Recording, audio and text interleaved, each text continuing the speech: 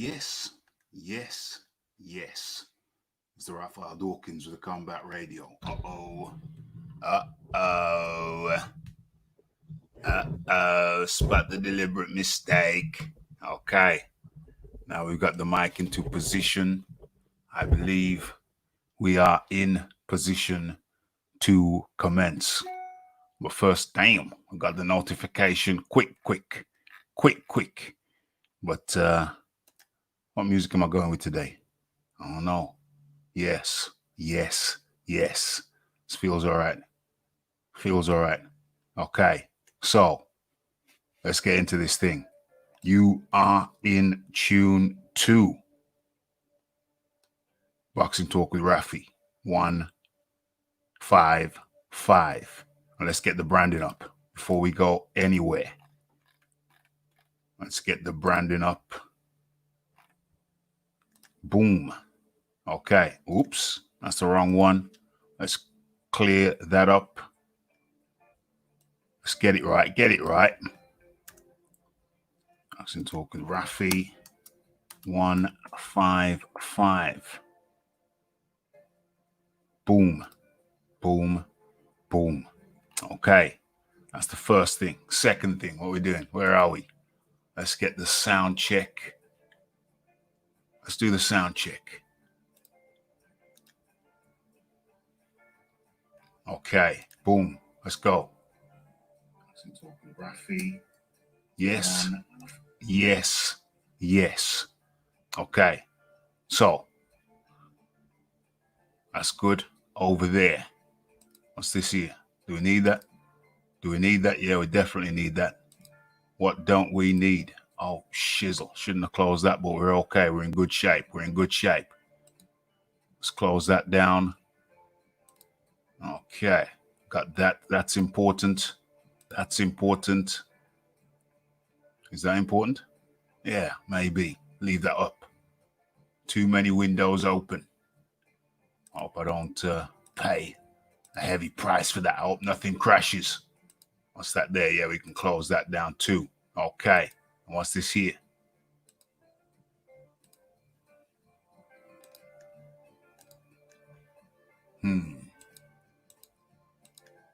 So what do I need? Yeah, I need that for sure. Okay. Let's get this sorted so that we may commence. Let's copy this right here and get this in right quick. Boom. Boom.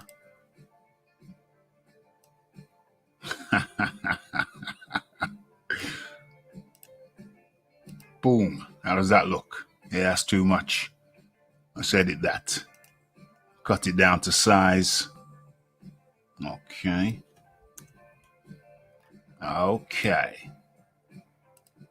Boom. That looks good. Okay. So you are in tune to Boxing Talk with Rafi. 155. And got a couple of topics we're going to breeze through. We're going to get through. We're not breezing. We're going to cover them comprehensively. We're going to cover them well. What was that I just copied there? Oh, yeah. So, boom. Link in the chat. Okay, so where do we start today? I think the first thing we should do is get the robot in on the action. Where is he? Let's start this thing properly. Keep on forgetting. Won't forget today.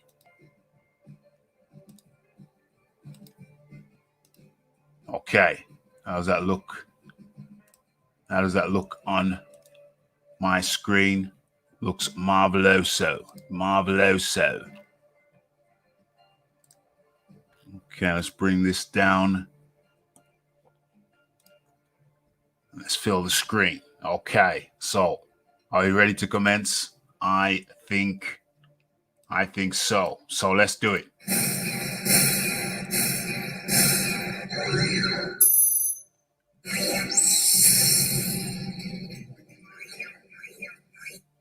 Boom. Okay, so mission is accomplished there. So it is now official. We have started. The show has started. Okay, so where are we?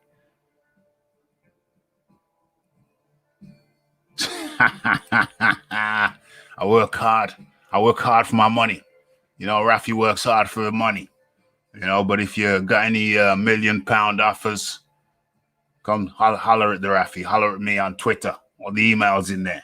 There's some big money offers going out there. Then I obviously will consider.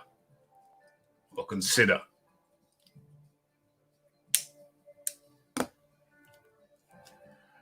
Okay, so where are we?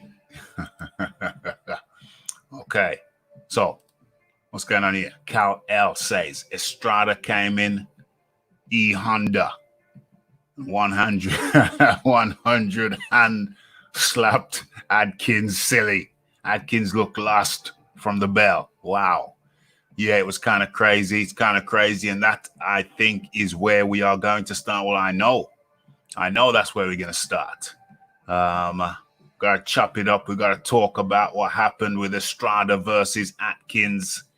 That was some crazy, crazy shizzle.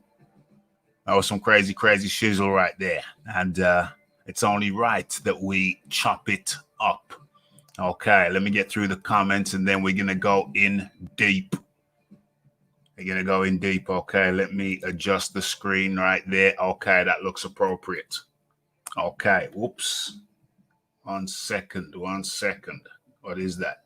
Oh, yeah. Let me put the phone on charge. Uno momento.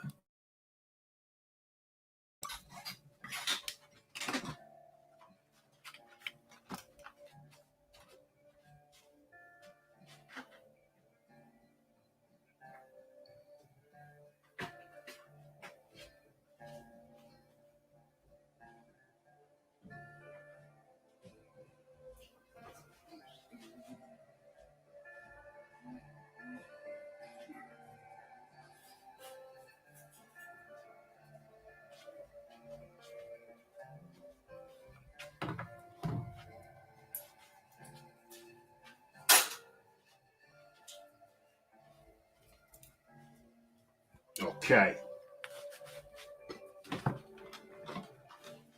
Let me move the swivel chair out of the way. That's the squeaky one. Let's replace it with a non-squeaky one.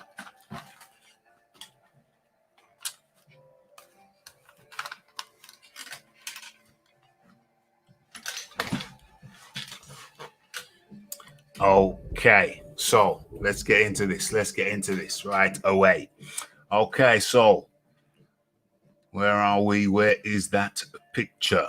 Where is the picture?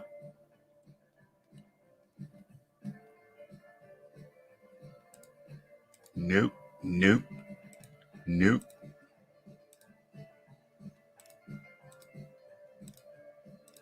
Adkins, there it is. Okay, let's come out of that.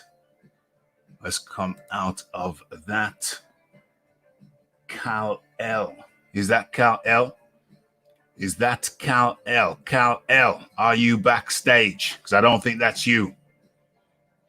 Write something in the comment section, Cal L. Write something in the comment section. Because I think the fake Cal L has made a major, major mistake. Okay, which leads me to believe that it is not Cal L. I don't believe you. Write something in the comment section, Cal L. Write something now. Write it right away. Okay. Write something into the comment section, Cal L. Write it straight away. Let me see if it's you. Let me see if it's really you, because I have my suspicions that it is not. Okay. Boom. So, in the meantime, while you're dazed and confused, John Daly working his back there. Working his back, his rotator cuff. the rear deltoid region. Cool and the gang, John. Cool and the gang. Okay, so we got the fake Cal L in the background. Damn. OMG. It's Dixon Ciders. It's Dixon Ciders. Rotary Bills. Rotary Bills. Uh-oh. What's going on here? Raf, man, it's Cal. Okay, that's in the background. So, Cal, since it's you, write something in the comment section, not in the private section. I have my doubts. I think we're dealing with an imposter here. I think we're dealing with an imposter. Okay, so in the meantime, while the fake Cal L tries to make up his mind what his next... Oh, damn, he's gone. He's gone. He's gone. OMG. How's this coming up on your screen? Okay, let's tidy that shiznix up. Looks rather untidy. How's it look now? Okay. Looks a lot better. Looks a lot better.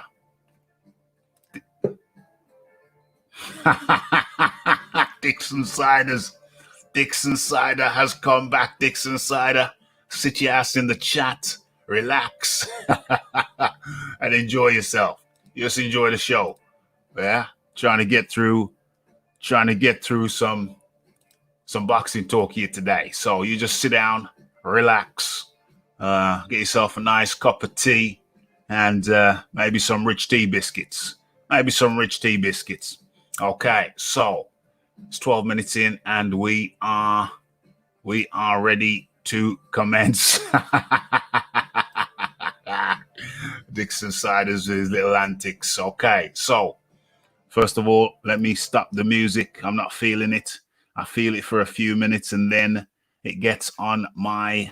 I think it's okay for videos, but not for the live show. The live show, you can't go wrong with this. You cannot go wrong with the African drums. Okay, so that's proper. This is proper. Okay, so Senicia Estrada KOs Miranda Adkins in 7 seconds. That's right, 7 seconds, not 7 rounds, but 7 seconds. Let that sink in. We're gonna have a little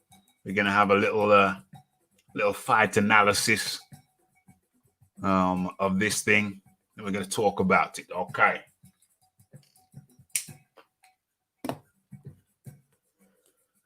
Okay, so last night, Golden Boy, it's a Golden Boy affair. Oh, damn, Kal-El's gone. What's going on? Golden Boy affair. It was, I didn't watch it live. You know, we're over here in the UK. That went down something like 4 a.m. in the morning. The Rafi was getting some good sleeping, good quality sleeping at that point. So first thing in the morning, I hit up, looked at my social media, realized the thing had gone haywire. The thing had gone viral. The story had gone viral. Yeah, the show is smoking hot. It is smoking hot. That's why we have to flash up the lighters and salute. And don't forget the super chat buttons there. So, you know, show your appreciation, Henry. Flash up the lighters. Okay. So, smoking hot. Absolutely. So, went viral on social media. You know, the Rafi had to check it out, see what was going down. And I heard about the poor matchmaking, terrible matchmaking. And so I had to see for myself. And I must confess, LDBC, the Dixon side is repping for the LDBC. Okay, let's go. So I had to see for myself. What else can you really say? It was a mismatch. Okay, had to see for myself. Found the fight, got it up, press play. And a few seconds later, within a couple of minutes, within a minute or so, actually within the first few seconds of seeing, what's her name? Miranda Adkins in the corner, I thought, uh-oh. She didn't look good. She didn't look good in the corner at all. Estrada had the eye of the tiger, whereas Miranda Adkins seemed to be looking anywhere but at her opponent. She kept a cool demeanor, but as you see, she looked every which direction. What does that belt say? She looked in every which direction but the direction of her opponent. Very good idea, Miranda. As you see there, Miranda was 5-0 at the time. Topeka, Kansas, 5-0. But the interesting thing about that, hold on, let me just do a little quick check here. Let me see that everything is in order.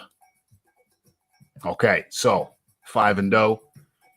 And the interesting thing is that she finished all of those fights by KO.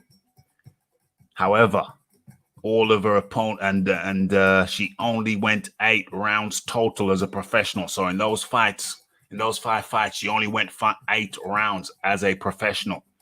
And of all of those 5 fights, all of the opponents had 0 wins. So let's sink in. In all of Miranda Adkins, yeah, it's a good idea to pray. Good idea. Can't blame you.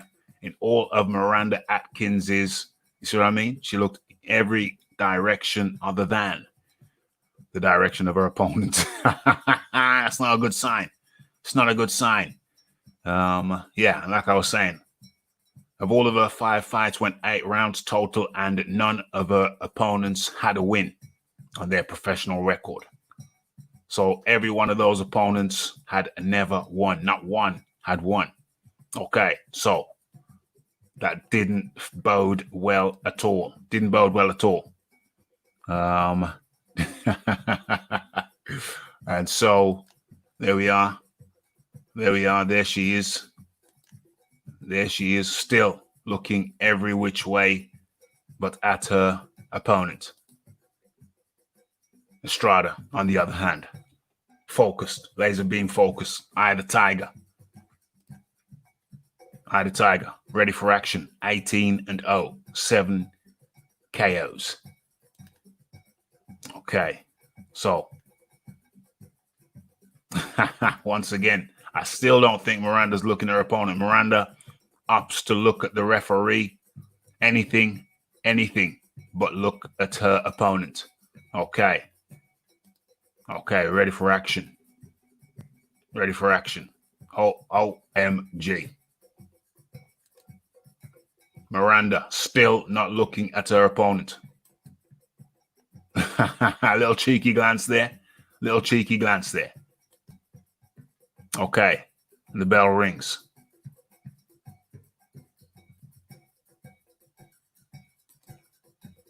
Okay, as you can see, Estrada is not running across the ring. She walks away over there, and you will see that Miranda is in the damn same place, just about 2 or 3 steps out from a corner. She hasn't moved. Is she flinching already? Where are the hands? She hasn't moved anywhere.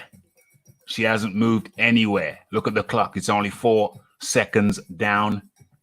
How are we going to do this? Can I move this along 1 frame, or does that mean that,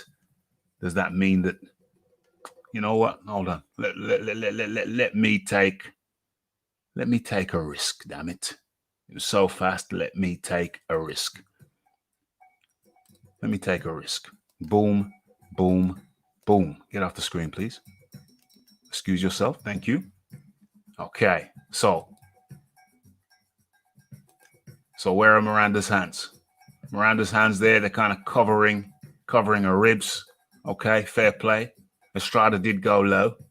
They're covering her wrist. Miranda's foot positioning is atrocious. Now, bear in mind, this lady here is supposed to be a belt holder. Hold on a second. I just received a notification with what the hell? Damn. Definitely gonna want that cat. Gonna want that cat for an interview. Okay. I just had a friend request from a well-known boxer, well-renowned boxer on Facebook. I have accepted. Okay, that's great. Appreciate that. Going to be talking to him very, very shortly. But hold on. Let me just check the chat. Dixon Cider. We're going to be talking about AJ shortly.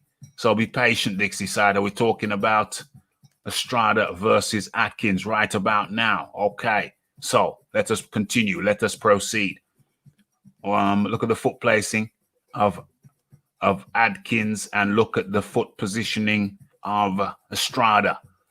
Feet positioning of both tells you a lot, tells you where the gravity is, the center of gravity is, tells you what they're doing. You could cut off the top half of the picture and still get the picture just by looking at their feet. Okay, let us proceed. Okay, so we got a left hook coming. Now, bear in mind that Miranda hasn't gone anywhere. She's still in the damn corner pretty much. Look at her hand position. What the hell is she thinking? She's under attack. Where's her right hand to protect her from the left hand of Estrada? Nowhere to be seen. It's down. She's still covering her ribs. And she's got her left hand out the side, but she's not doing anything with that. Okay, let us proceed. Fight analysis. Damn. I shouldn't laugh. Crisp left hook. Rocks Miranda. Rocks her head. And now she's looking up into the sky. Look at the foot positioning. Look at her ass. Look at her ass. Look where the ass is in relation to the back foot. It's utterly terrible. It's a disaster. Absolute disaster, I tell you. Look at the front foot. Balance is all wrong.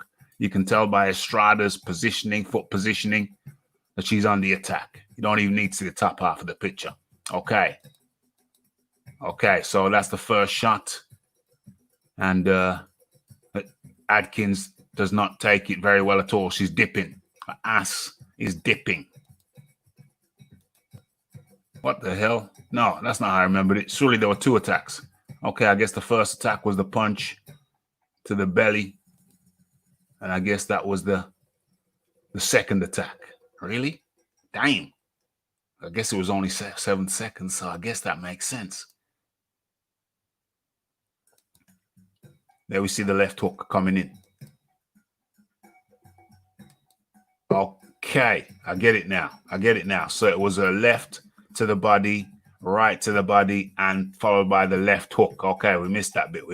I heard a pop. Coming to you in a second. Okay, so that's the first attack. And as you see there, Miranda's standing pretty much damn square. Standing square. What kind of...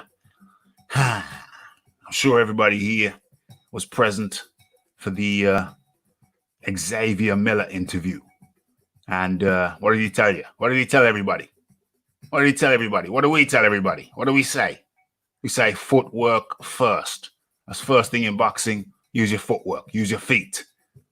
It's not actually your hands. It's your feet that you move. These damn feet ain't moved. I'm not going to be too hard on Miranda because she clearly should not have been in there. However, she did sign the paper.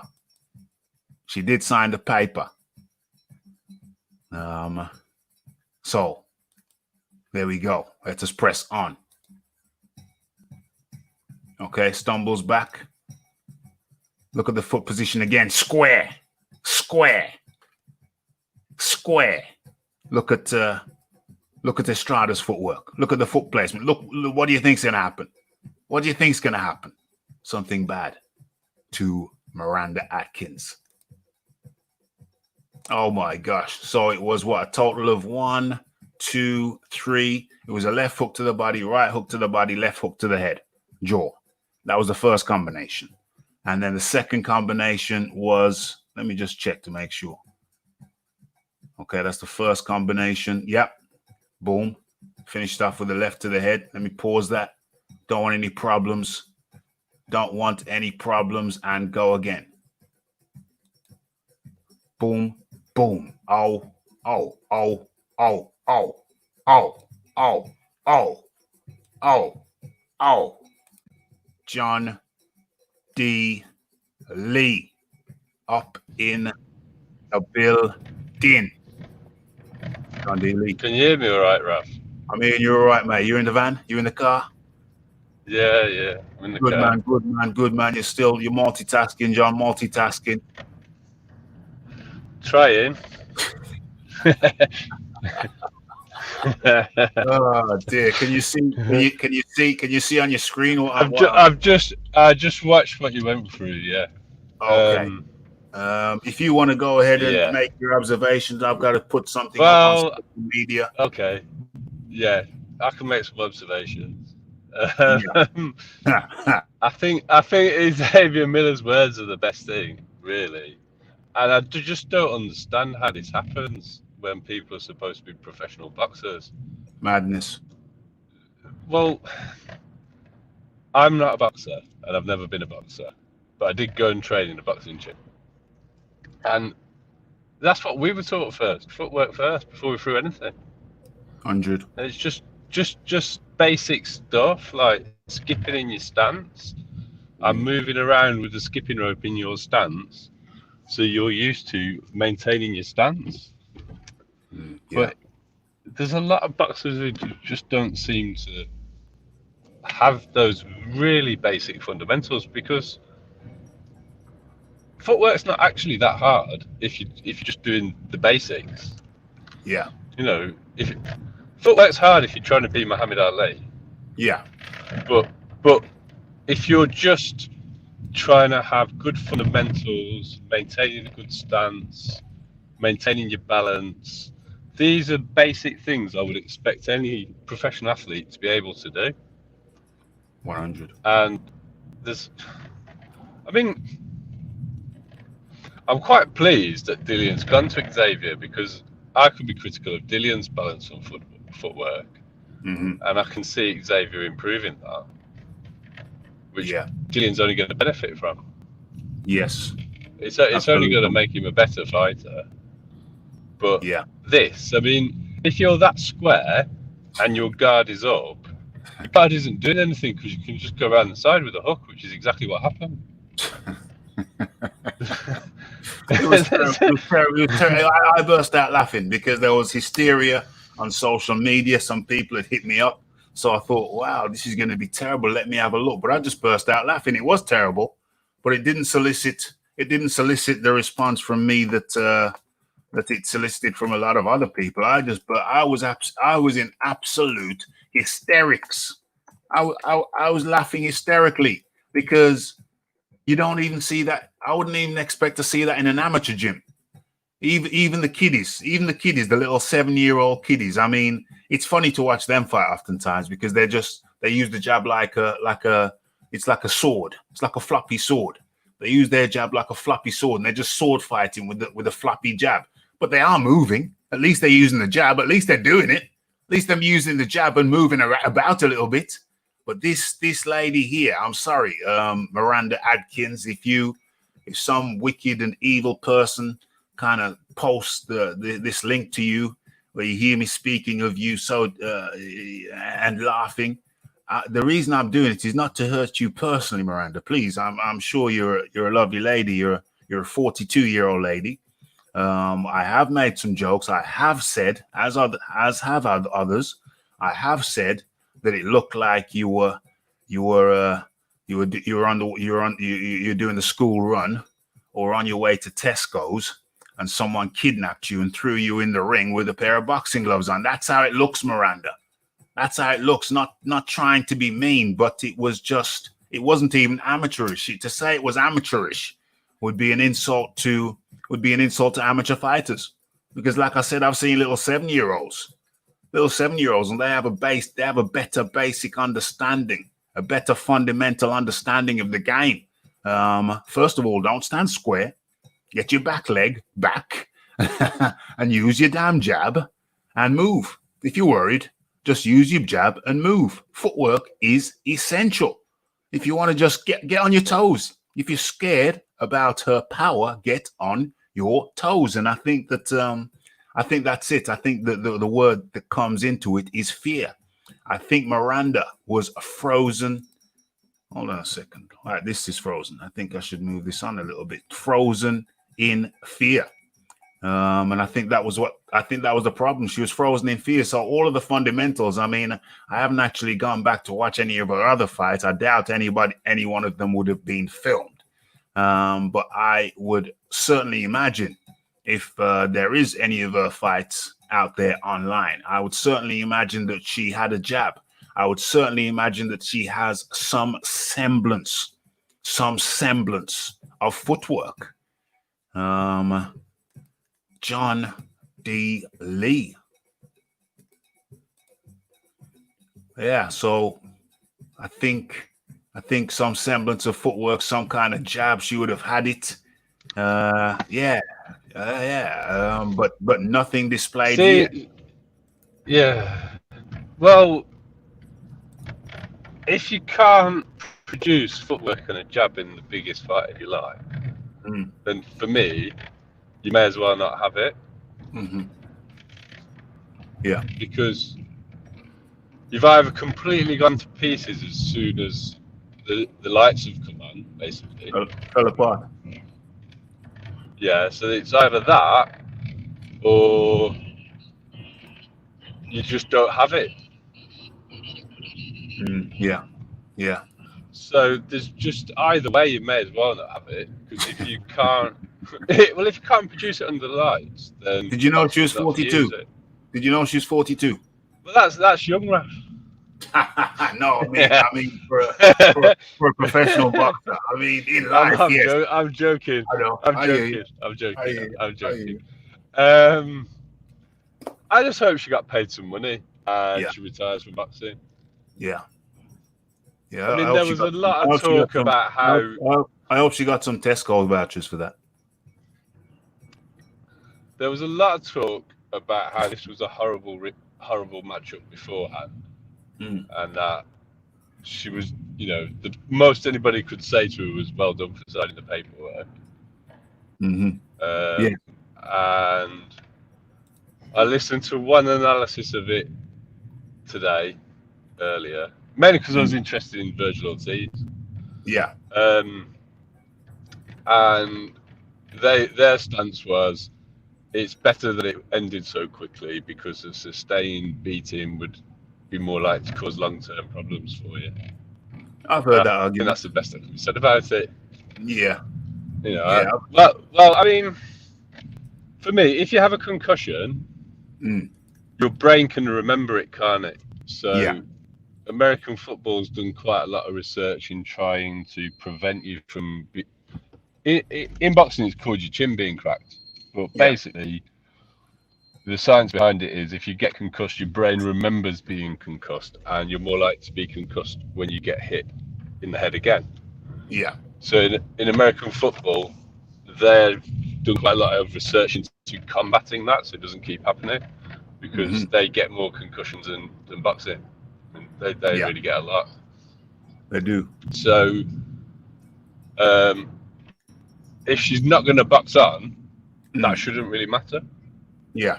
But if you start getting broken bones in your head or in your ribs and stuff like that, that can lead to long-term damage.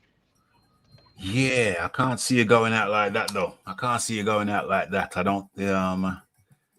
She was some kind of Mickey Mouse belt champion, and I don't know if Estrada's taken that championship. I would imagine she wouldn't want that. Is this other girl really that good?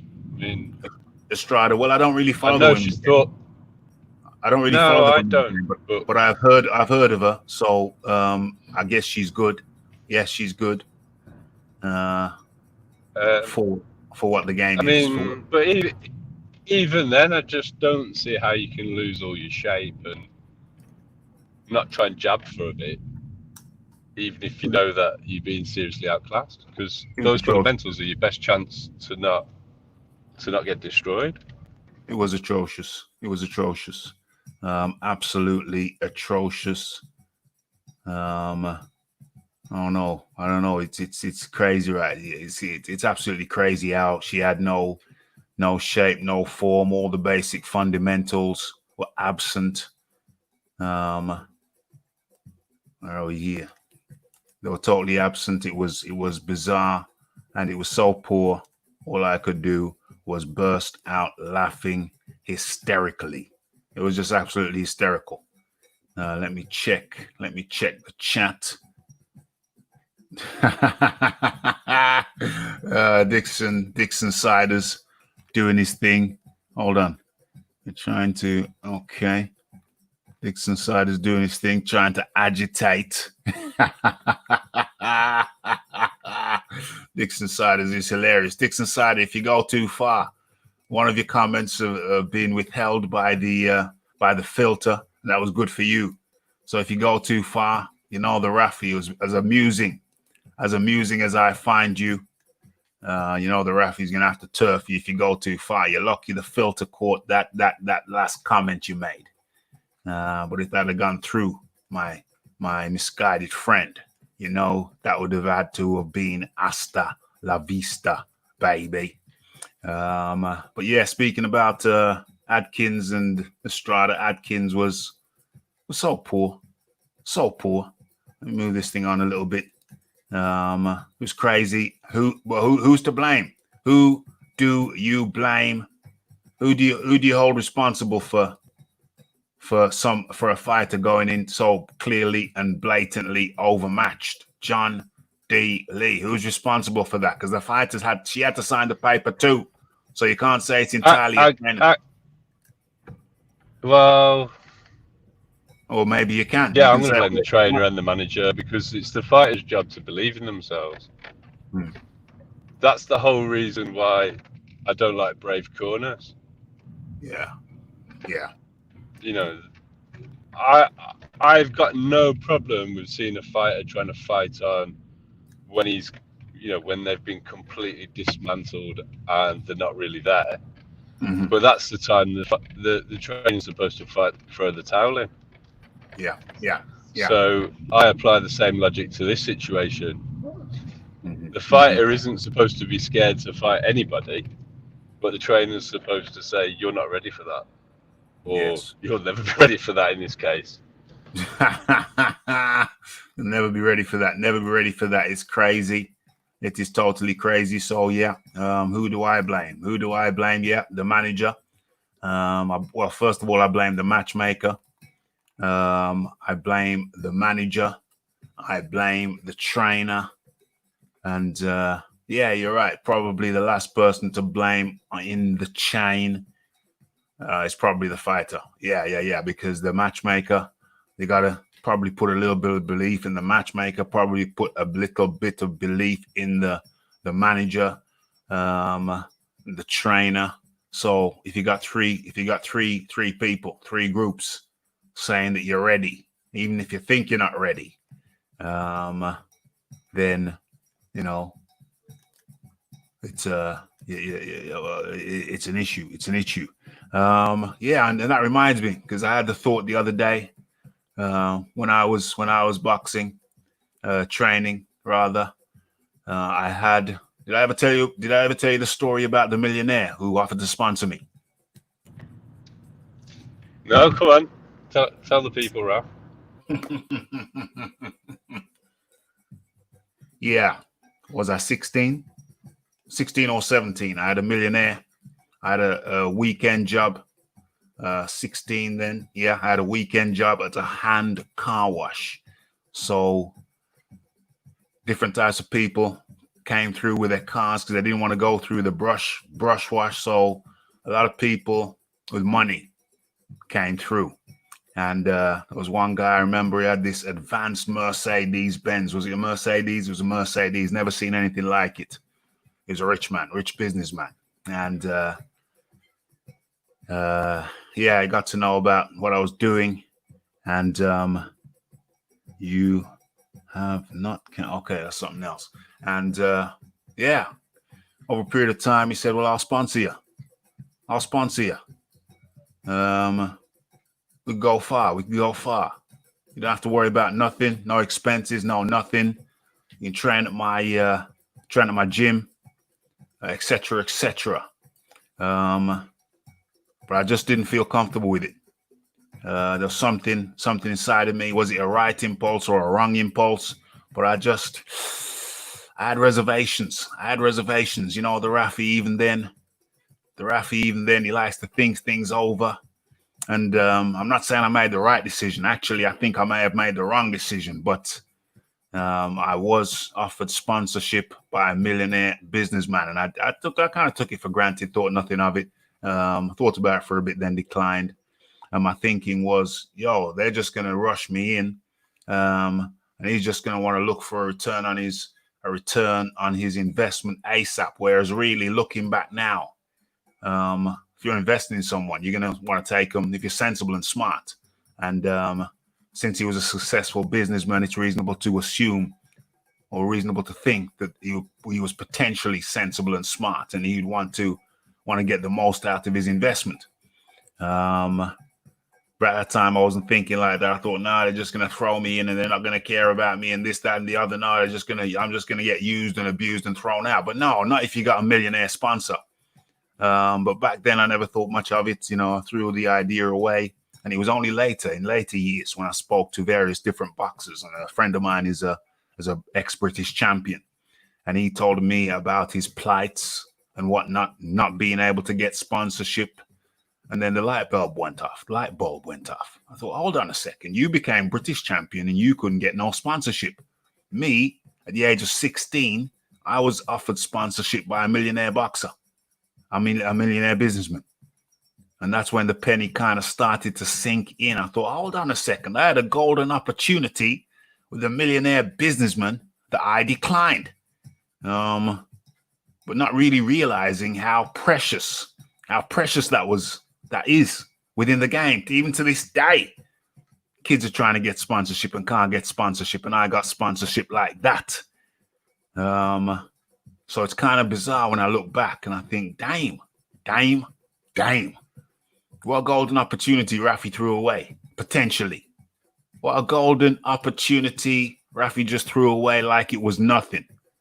It's kind of crazy.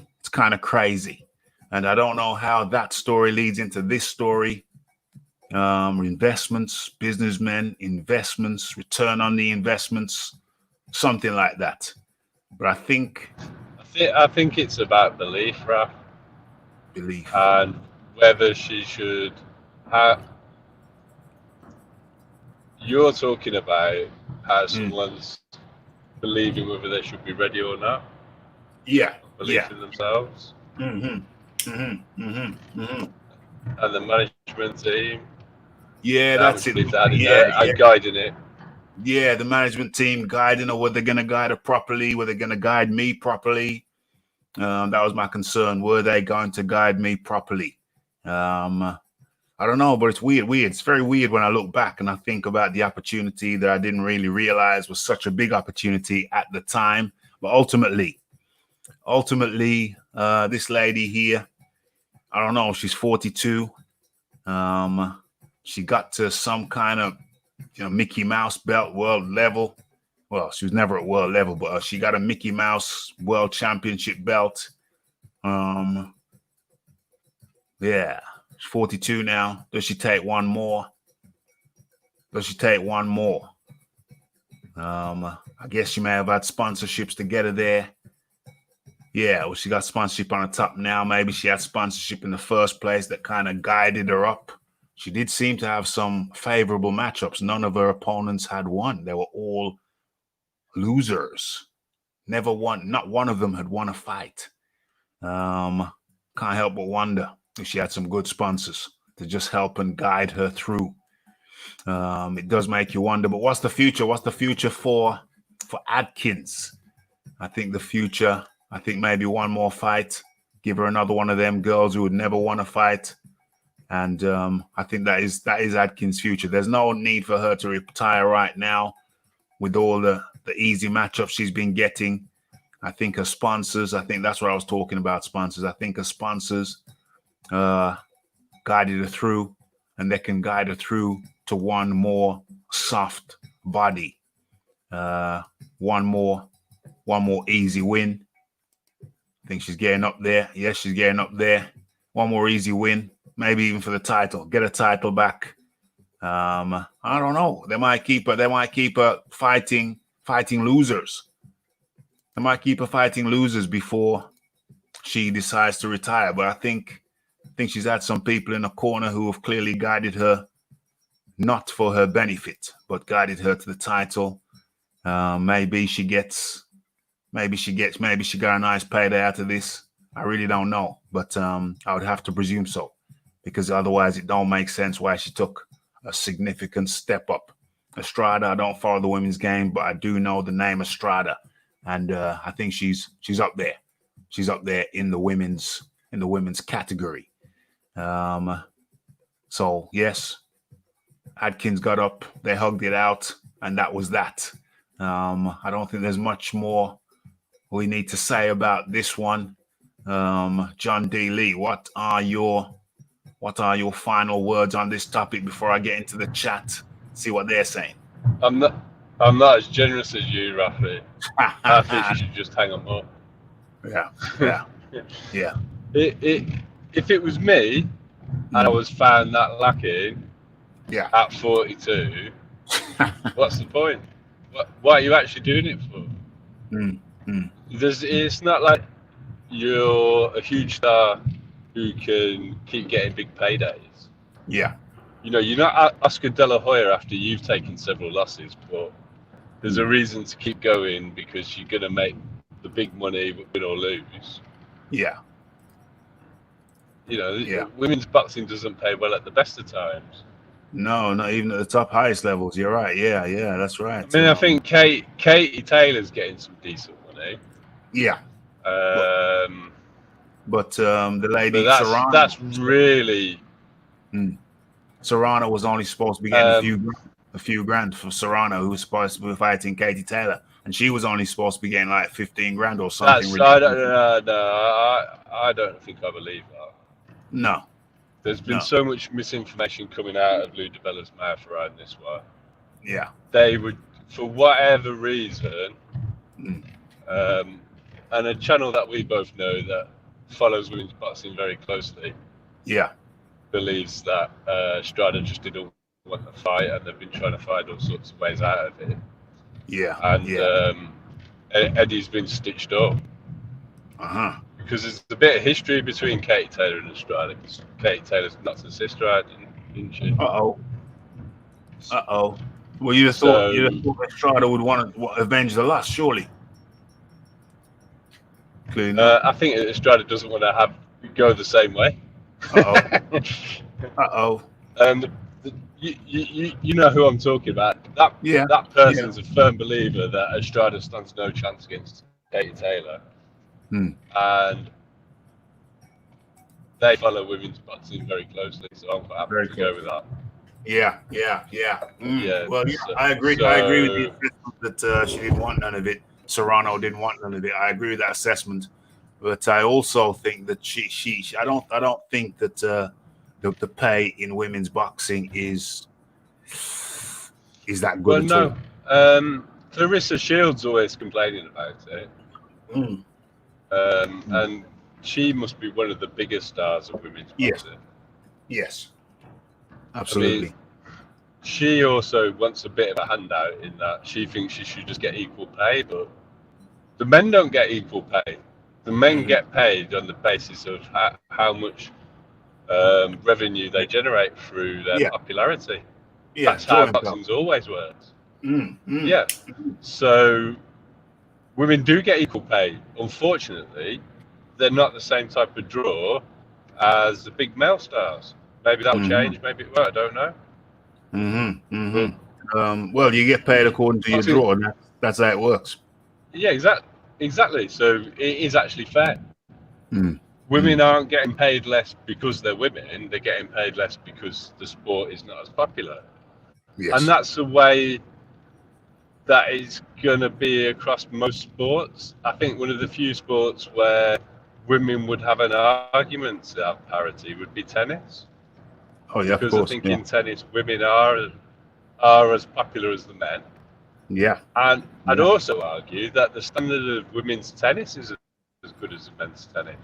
Well, there came a Whereas point. football, Hmm, yeah, for me, women's football is not at the same standard as men's football. yeah. I've never really Women's watched it. boxing isn't at the same standard. Hmm, hmm. I Well, I've can't. never I have really. to turn it off. It's that bad. Yeah, yeah. I've never really watched women's football. I don't have any interest in it. But as far as the tennis is concerned, there is a point, or there came a point in the game when I used to watch it, when the women's game became more appealing to me. It was back in the day of your Ivan Lendls with your big serves. There was a Serbian guy as well, and it was all about the big serve. And it was like boom, one serve, one massive fast serve, and that was it. Next point. Boom, and another one. And at that point, when it was all about the big serve in the men's game, that's when I kind of switched off from the men's game, and I preferred watching the women.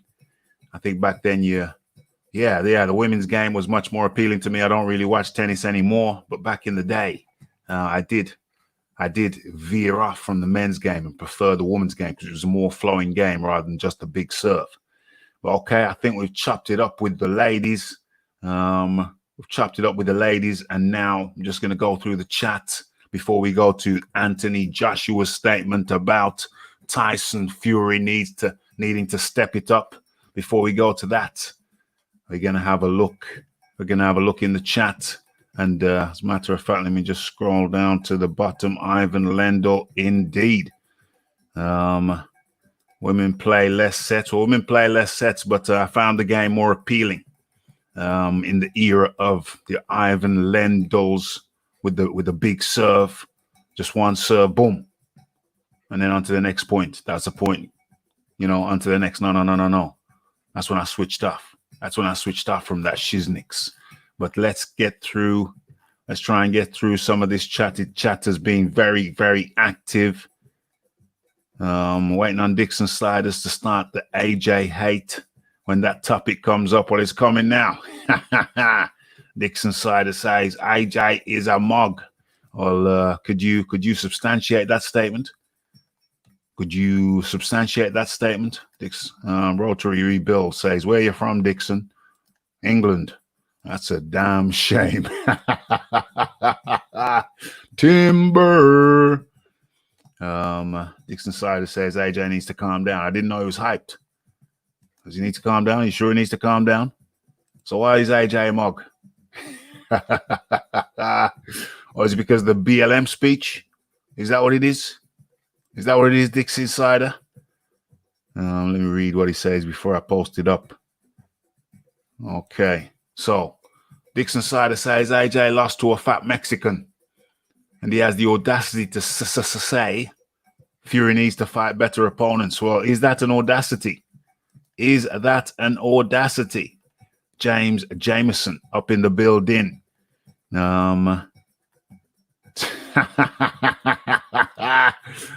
Dixon Siders reminded me of somebody else who used to come here, John. I don't know if you can remember his name, but Dixon Siders is reminding me of somebody else who used to come here. What's that guy's name? Mason. David Mason. Oh, David Mason. Oh, David. that cowardly individual. David Mason. I showed up the day after AJ on the first show after the 1st of June. I came on your show. Yeah. And I predicted AJ to take Andy Ruiz out in 3 rounds, and I got it horribly wrong. And I'm quite happy to hold my L, say I got it wrong, and make no excuses other than Andy Ruiz was the rightful winner and the better man on the day. Absolutely. However, AJ went in there, took an immediate rematch when all of the boxing experts thought there was no way he could beat Andy Ruiz, and delivered a shutout.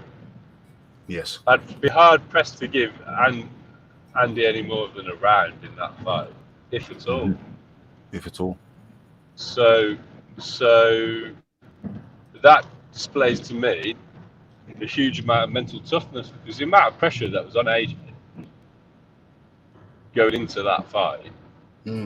Whatever anybody else wants to say about whether the performance was good or bad, we can have that as a separate discussion. He displayed a high level of mental toughness against definitely a top 10 fight. I mean, Andy had fought for a world title, which he lost on a very close decision in New Zealand, which if that fight had been in America, he would have got the knock. Yes. It was wafer thin, that decision. It was. And so that, to me, says that Andy's a legit top 10 at his best. Yeah. I don't know if he's top 5 at his best, but he's definitely in the top 10. Well, I think he might be How top many 5. top 10? Well, I need to see a bit more because of what I saw in the rematch from him and what I've seen since. I think he's been in the top 5. But if he, either way, how many top 10 fighters has Tyson Fury fought? Well, we're going to get into that. We're going to get into that because that is our next subject, our next topic. Where are we now?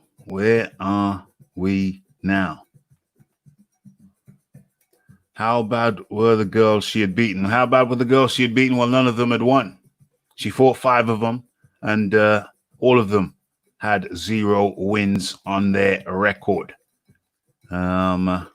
AJ ducked Wilder. Damn, Dixon Sider just couldn't wait for the topic to change. So Dixon Sider, did Fury duck AJ when he was up at the Wembley date at 40% of the game? Yeah. Did Fury was Fury ducking when he declined to fight AJ, because AJ has sent offers out to these guys, both of these guys, career high payday offers to both Wilder and Fury, and they both declined. Matter of fact, Fury, or Wilder, turned down money. Turned down, what is it, 100 mil to 120 mil, and that anyway. Let's give you the soundbite. First things first. Georgie Porgy up in the building. Zaros 2-time is up in the building. James Jameson, Ive MB. Who else we got? We got loads. We got the Cal L. We got the Henry Giggles. We got the Red Gloved Militant. We got the AD and many, many more. But first things first. Let's get this straight. Estrada is sick, regardless of last night's opposition. Yeah. We got Estrada. She's a top female. Estrada could easily be the most talented woman boxer ever. She did look slick. I don't follow the women's game, but I know that Estrada, who you can see on your screen there, top middle. I know that she is a top girl. And I think my Facebook is going crazy with the post on this particular topic. It's going nuts. I'm getting somebody who I was interested in having the show just sent me a damn friend request. This social media thing, I always thought it would be a pain in the derriere, but I have to admit, I'm kind of getting into it now. I'm beginning to enjoy it. Okay, so let me line up. Hold on. I got way too many windows here. Way too many windows here. I want to keep that one open. Let me shut some windows down. I want to shut that one. What's this one here? I want to keep that one. Okay. Let me see if there's another one that I can dispense with, but not really. I kind of need all of them.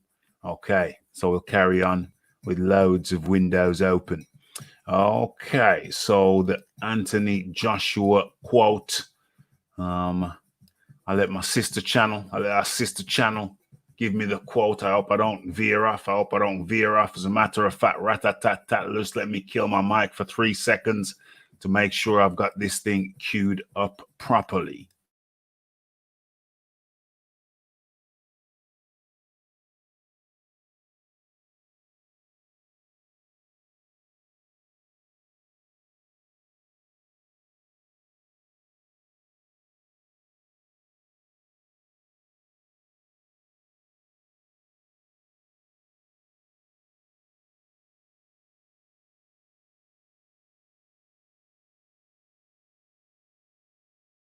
Okay.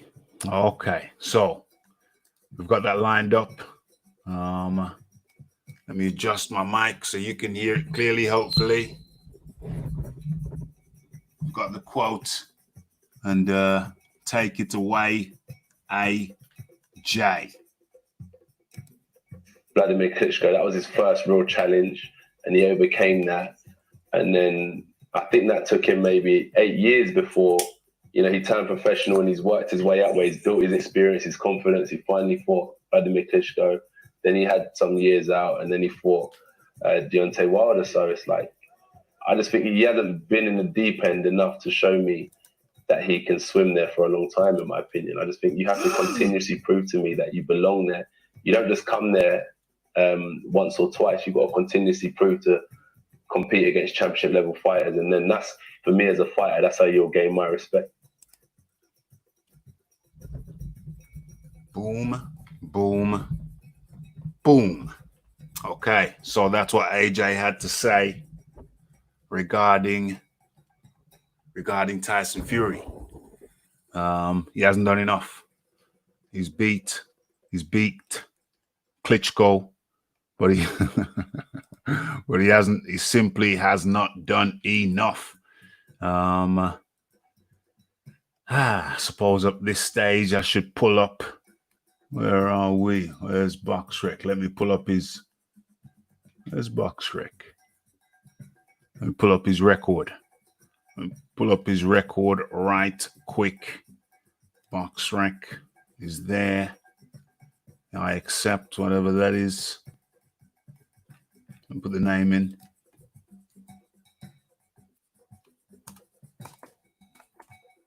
Tyson Fury.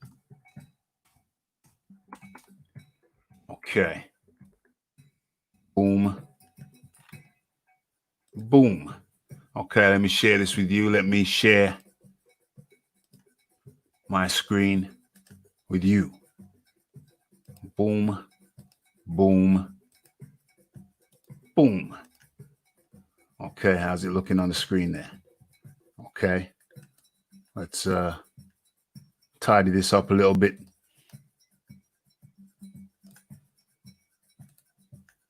Make it sharper. How's it look now? Okay, a lot better. Okay, so let's have a look at Tyson Fury's record. 30-0-1 draw. 21 KOs. Okay, five-star general, as we see there.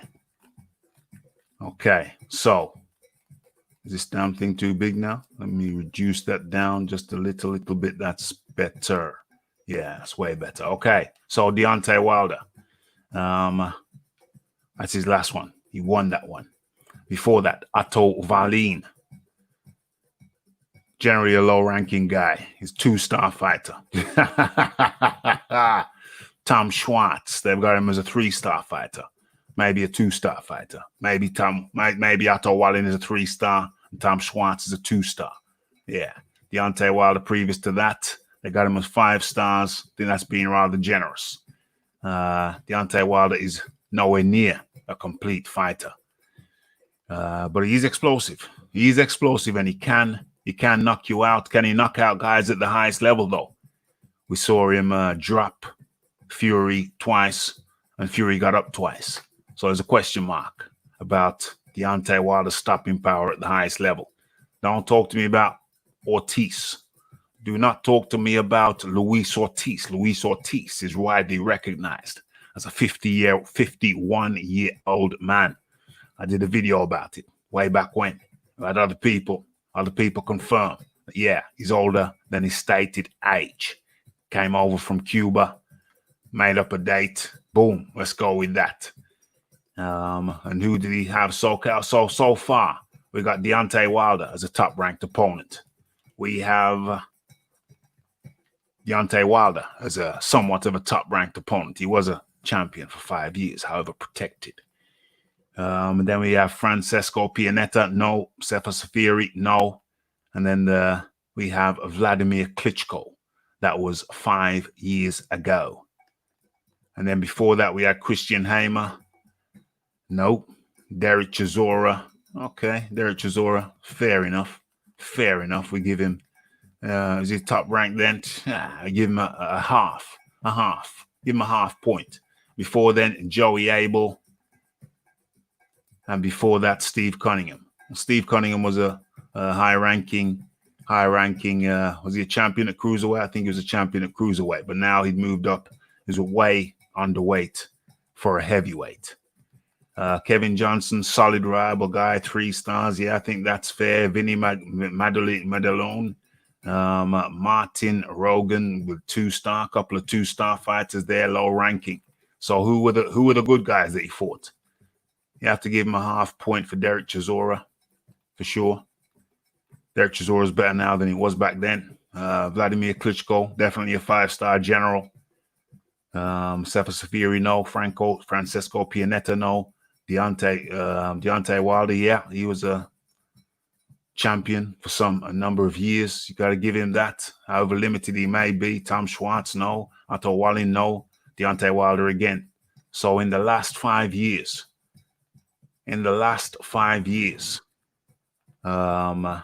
Tyson Fury has fought two top-ranked fighters. John D. Lee. Well, in his whole record, and you have to be a bit generous with this, he's got 3 top 10 fighters. Damn. And he's never defended a title.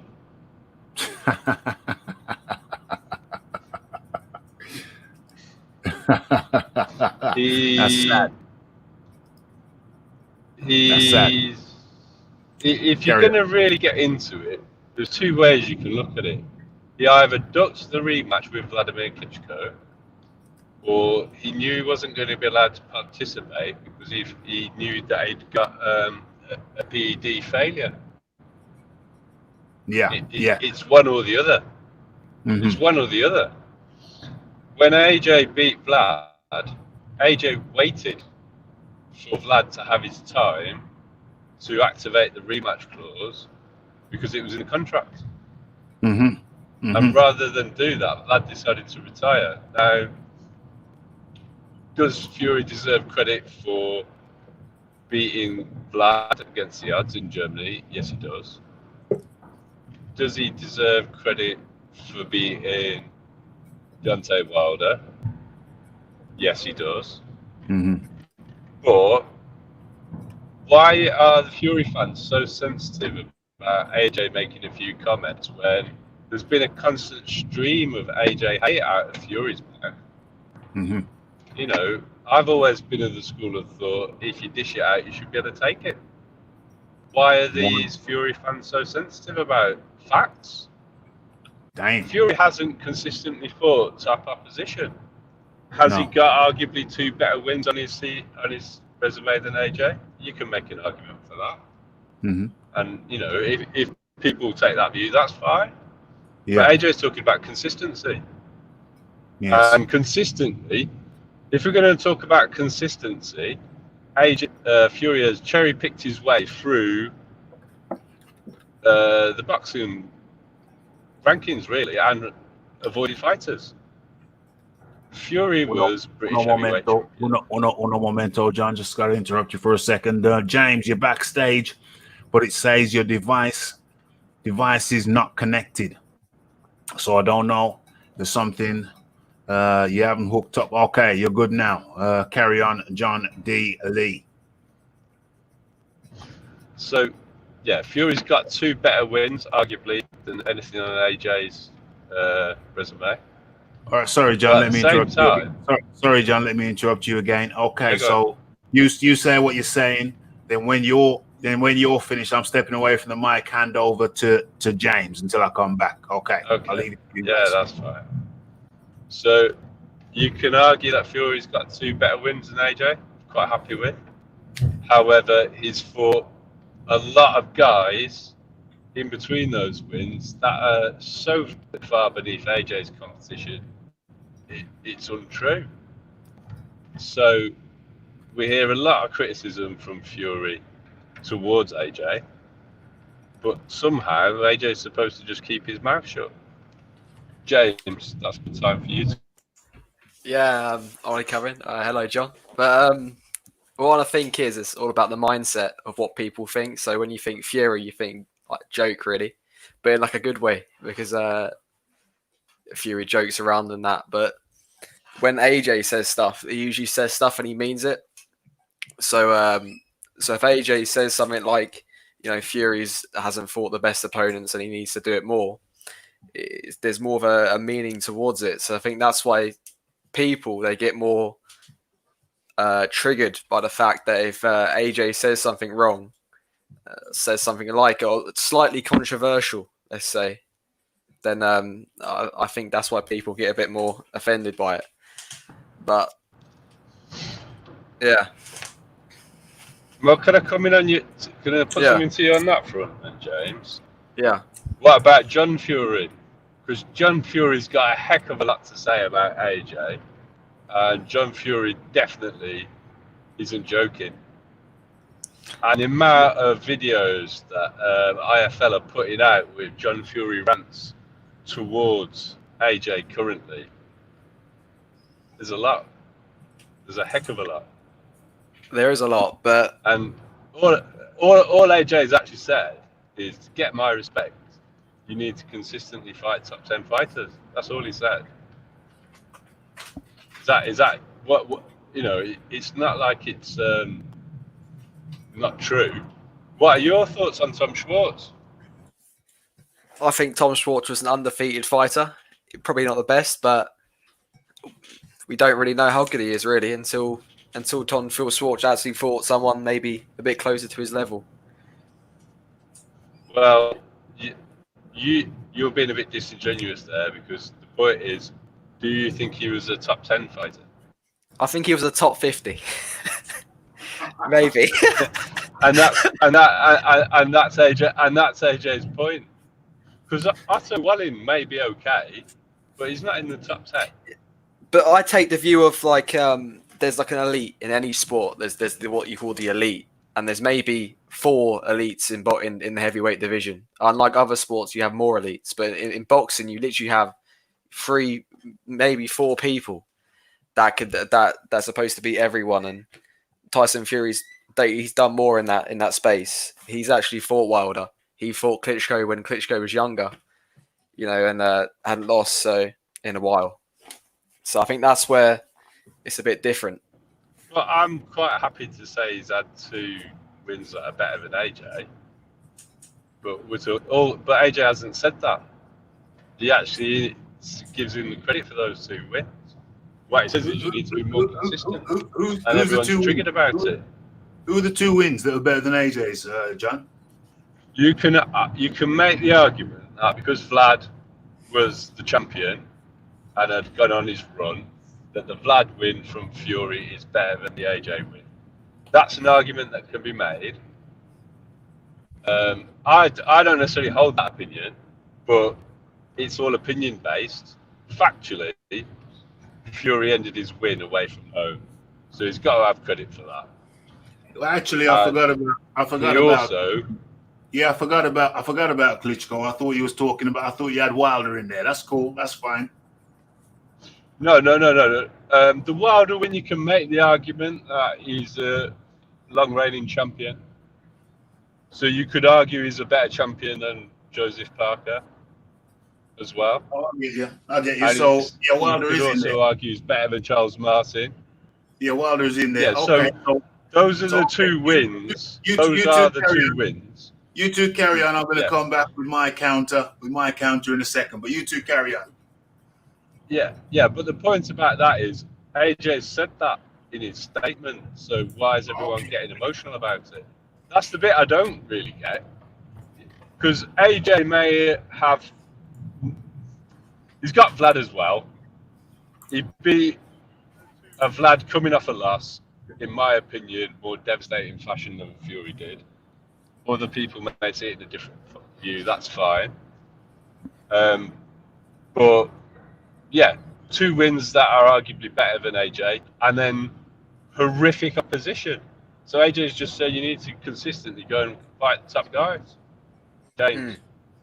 Yeah, I think, but what it is, a lot of it is like the public, they only see the big massive fights, and what they've seen is Tyson Fury absolutely demolish Wilder, and we heard for years that Wilder was meant to be fighting AJ, and then nothing ever happened of it. So I think that's where a lot of it comes from. So okay, so what's your stance on that, James? Because my stance on that is the reason that Fury demolished Wilder is because Wilder is an extremely delicate man that can't hold a punch, and he avoided heavy punches throughout his career, and he was a protected fighter, and he turned down offers from AJ. And I don't believe the 50 million offer, because if it was serious, if you were serious about making a fight worth $50 million, you don't put a 24-hour deadline on it, and you do have talks, and you do send a contract. Wilder got offered $100 million in a face-to-face meeting with a contract in front of him. So why is AJ getting the heat for this? As far as I'm concerned, Wilder took Fury on because they didn't believe he could hit hard. So they thought they could rob him on the cards, which they managed to do once. yeah, So but Fury's a cherry pick gone wrong, a complete miscalculation on the part of Wilder, because to Fury's credit, he is a lot better than Deontay Wilder.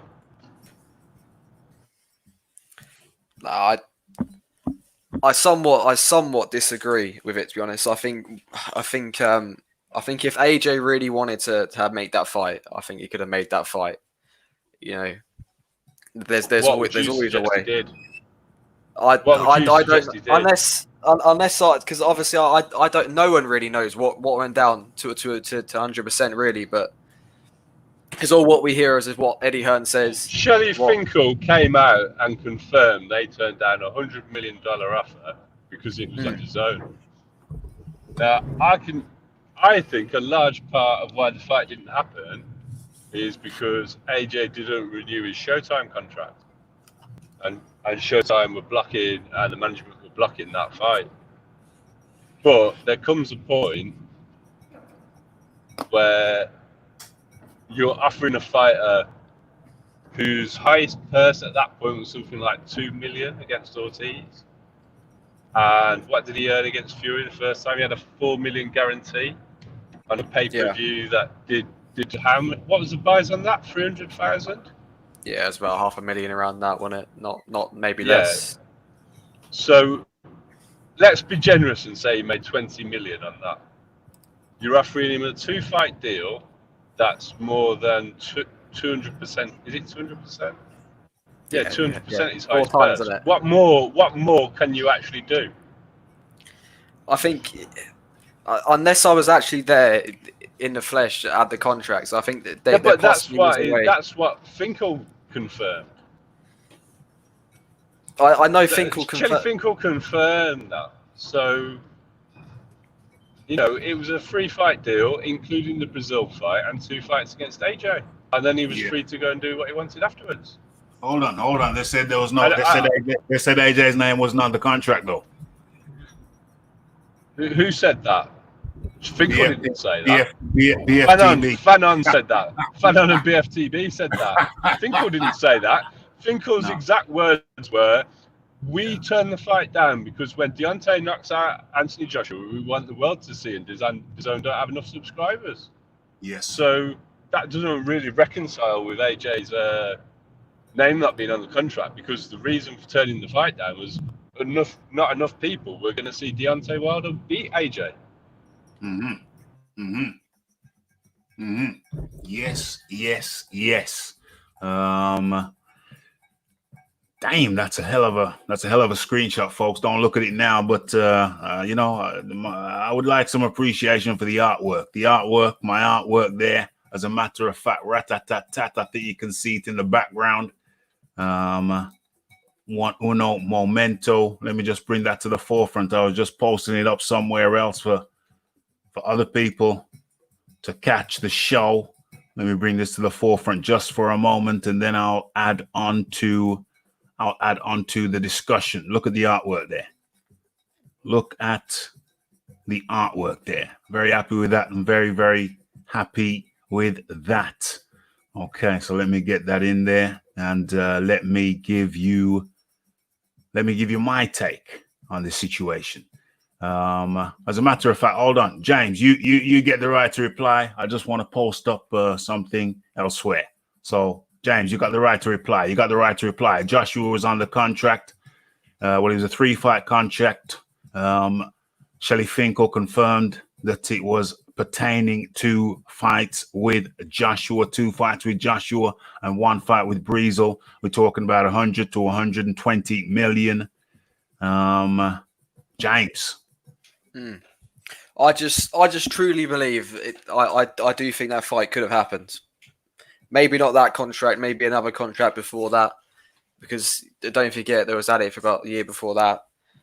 I think the amount of public that wanted to see that fight, the amount of build up before that fight, and we never saw it, and then we ended up seeing Fury.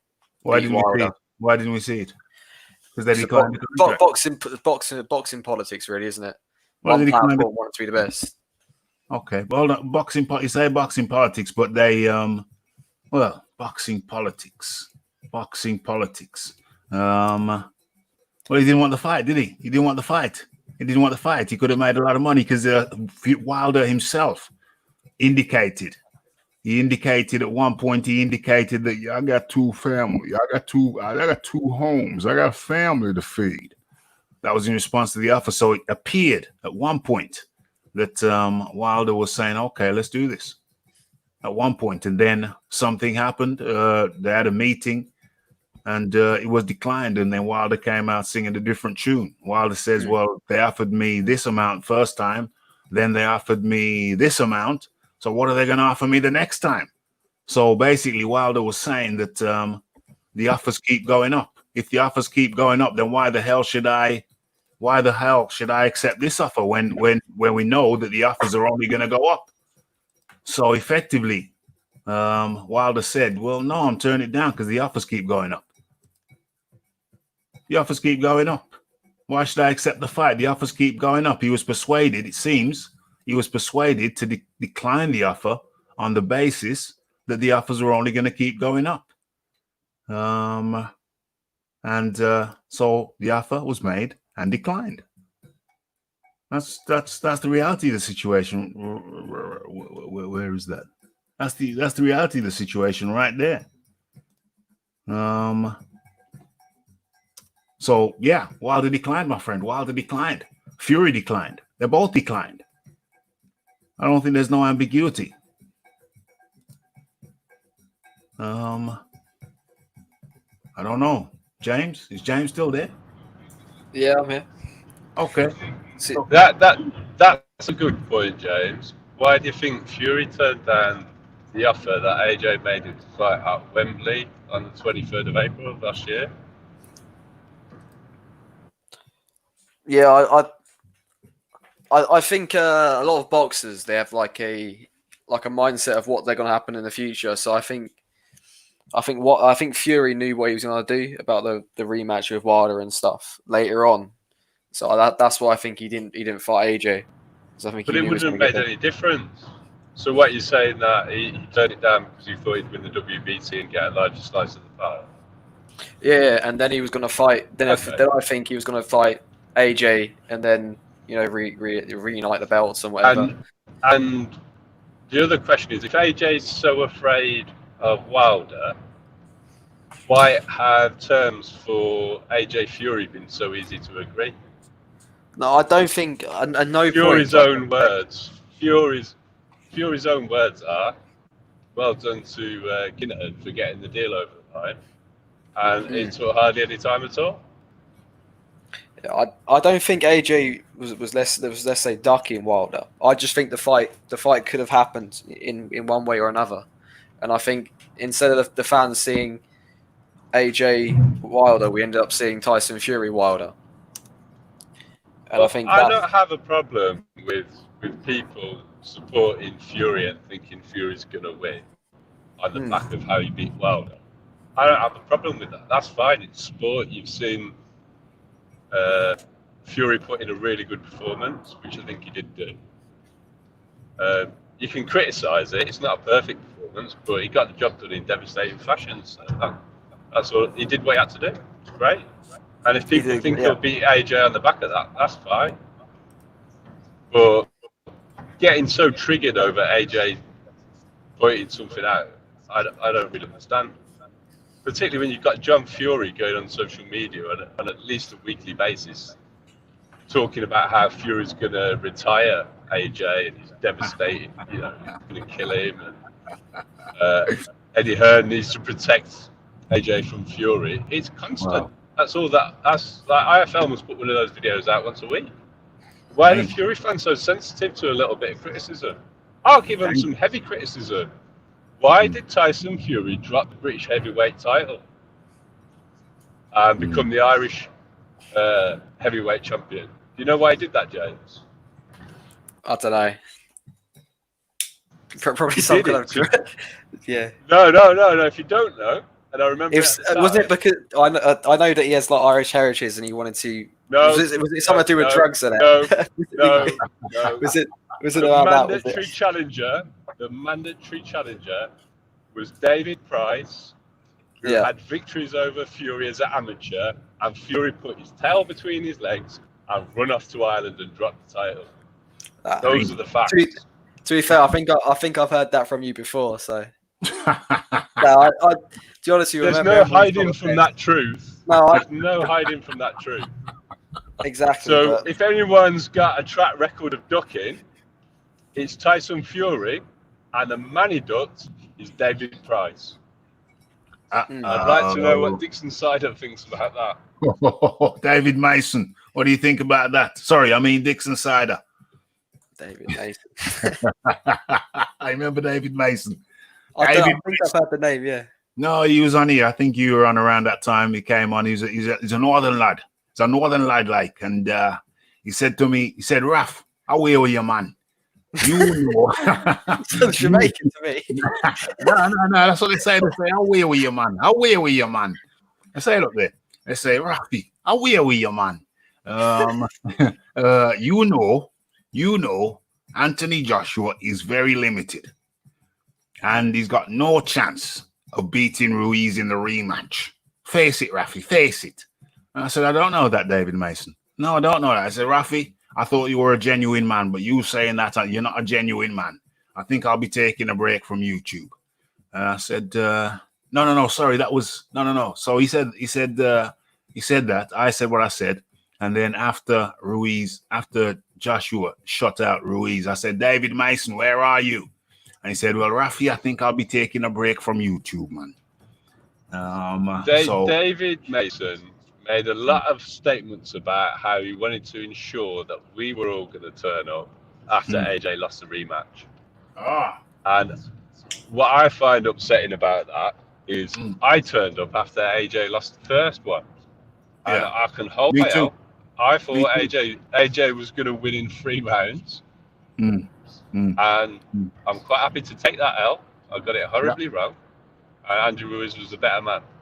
Unfortunately, David Mason is a cowardly individual who's unable to hold his L and went into hiding and hasn't been seen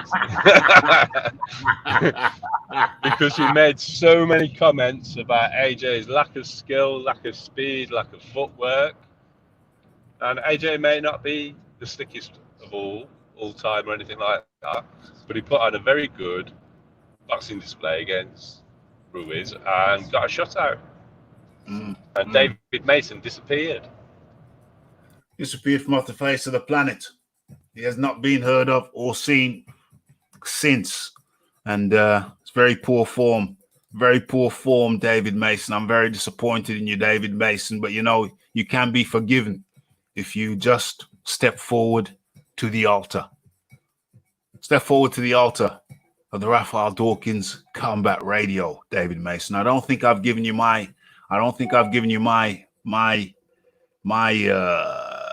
take on this whole thing, but I shall do so directly after I've gone through some of these comments. Don't be afraid to smash that like button, folks. Don't be afraid to hit that subscribe button if you enjoy the content but have not subscribed. And certainly do not be afraid to hit that super chat button if you never met a Jamaican Geordie. Well, hey, man. Don't be afraid to hit that super chat button. Do not be afraid. It does not bite. I don't think anybody's hit it today. Don't be afraid to make the tip jar rattle. Yeah, just check. Somebody just check. Preferably somebody who's never checked it before. Just check to make sure the super chat button is working. Never be afraid to hit that. And don't be afraid of just a little tip. Don't be afraid. It all counts. It all adds up and it all counts. So don't be afraid of that button. You don't have to hit it, but if you want to hit it, don't be afraid. Okay, so what is my position on all this malarkey? I think that Anthony Joshua, let me type his name in. Let me type his name into this thing here, and so I can show you.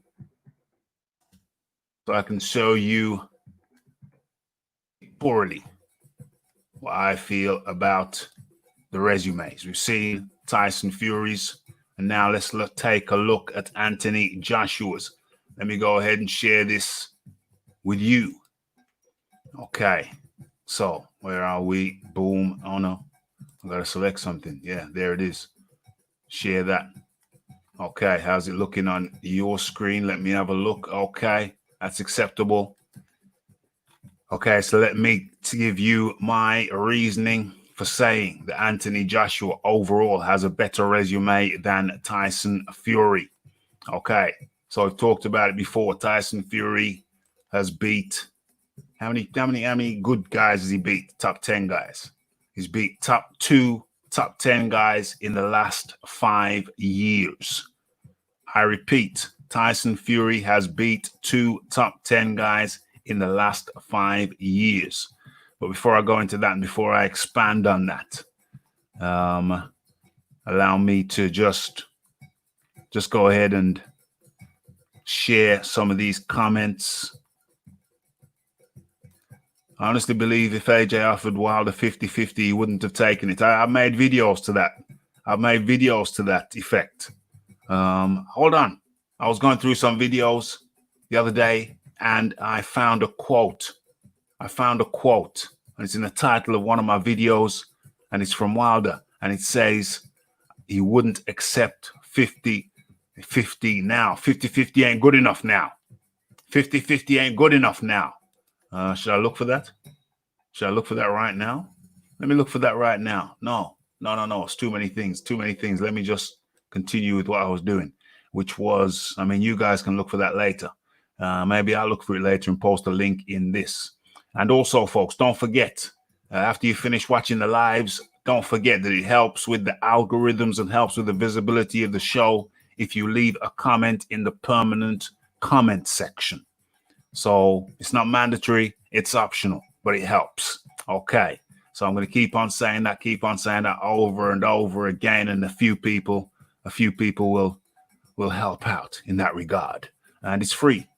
Okay, so Wilder was scared of the fight. Where are we? Now, many don't want to entertain. Being a fighter, Uncle Burnt apostrophe with another comment there. Yeah, okay. Shirley Winkle.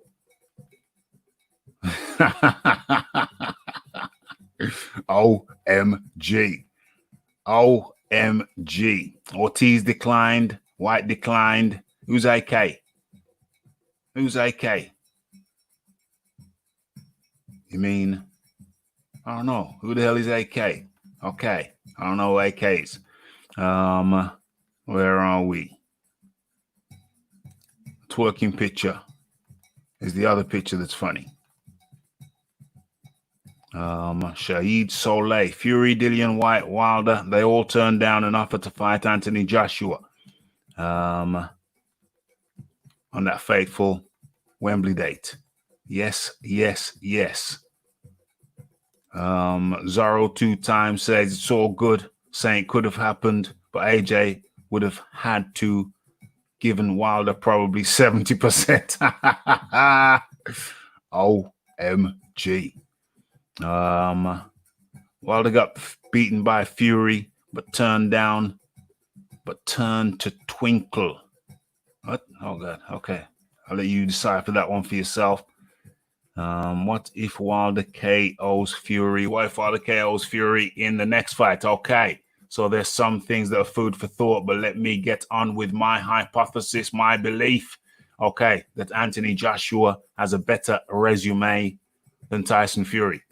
Or let me pinpoint that even further. Anthony Joshua has consistently fought higher ranked opponents than Tyson Fury. There we go. I'll go with that statement. I repeat, Anthony Joshua has consistently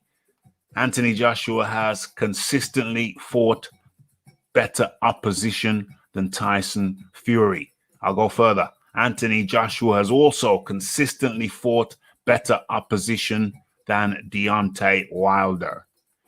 Okay, that is my statement. And now allow me to expand on that. Okay, so have a look for yourself.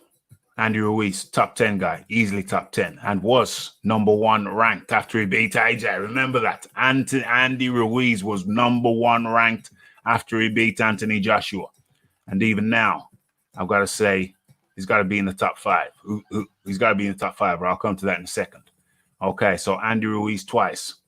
He's top 10 quality before the fight, and he got ranked number 1 to number 2, in between 1 and 2 after the fight. That's a top 10 guy, easily, hands down. Alexander Povetkin, Olympic gold medalist, ex-WBA world champion, consistently. He might have the best resume in the game right about now, but consistently up there in the top 10 for what, the last 10 years maybe? Okay, Joseph Parker. Joseph Parker is better than anybody Deontay Wilder has faced, not named Tyson Fury. Joseph Parker is better than Deontay Wilder's second best opponent, who is Luis Ortiz. Joseph Parker is a solid top 10 guy and has been for several years. He's a good, solid fighter.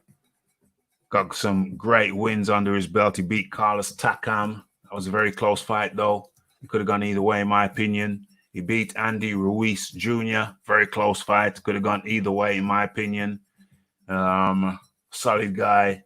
Solid guys on his resume. Solid wins. Carlos Takam, speak of the devil. Not a solid fighter. I don't think he's a world breaker, but solid fighter. Certainly better than Otto Wallin. Certainly better than Sefer Safiri. Certainly better than Tom Schwartz. So he would be a top guy on Tyson Fury's resume. Vladimir Klitschko, top guy. He's on Fury's resume also. Top guy. Solid. Very, very solid. So how many is that? 1, 2, 3, 4, 5, five top 10 guys easily. Dominic Breezel, was he top 10 at the time? I don't know. Charles Martin was a world champion. Dillian White was an up and coming guy at that stage, but still a tough guy. And now he's a solid in the top 5. Solid. A few years later. Charles Martin, ex-world champion. Vladimir Klitschko, long time reigning world champion. Carlos Takam would be the second best guy on Deontay Wilder's resume, and he'd be in the top 5. Or who would be better than him? Who would be better than him on Fury's resume? Klitschko, yes. Deontay Wilder, yeah, you'd have to give him that. But after that, it's a toss-up. It's a toss-up between Carlos Takam and what do you call? Where is he? Carlos Takam and what's his name? Chisora. Yeah, Chisora. Yeah. Escaped me. Anthony Joshua's resume, Pat Tight, no Otto Valines. In the last 4 years. Yeah, 4 years or even 5 years. 5 years. 5 years. 2020, Gary Cornish. Who did he fight in 20? Kevin Johnson, solid. Rafael Zimbano. Cornish was the fight before Dillian, wasn't it? Yeah. So that's 2015. Yeah, it's 2015. So that's the last guy on the level with the Tom Schwartz. That's the last guy, and that was 5 years ago. The last time Anthony Joshua fought Tom Schwartz or an Otto Wallin or a Sefer Safiri or a Pianetta. The last time Anthony Joshua did that was 5 years ago. Tyson Fury's doing it up until now, up until his last fight, or just before his last fight. So how is there?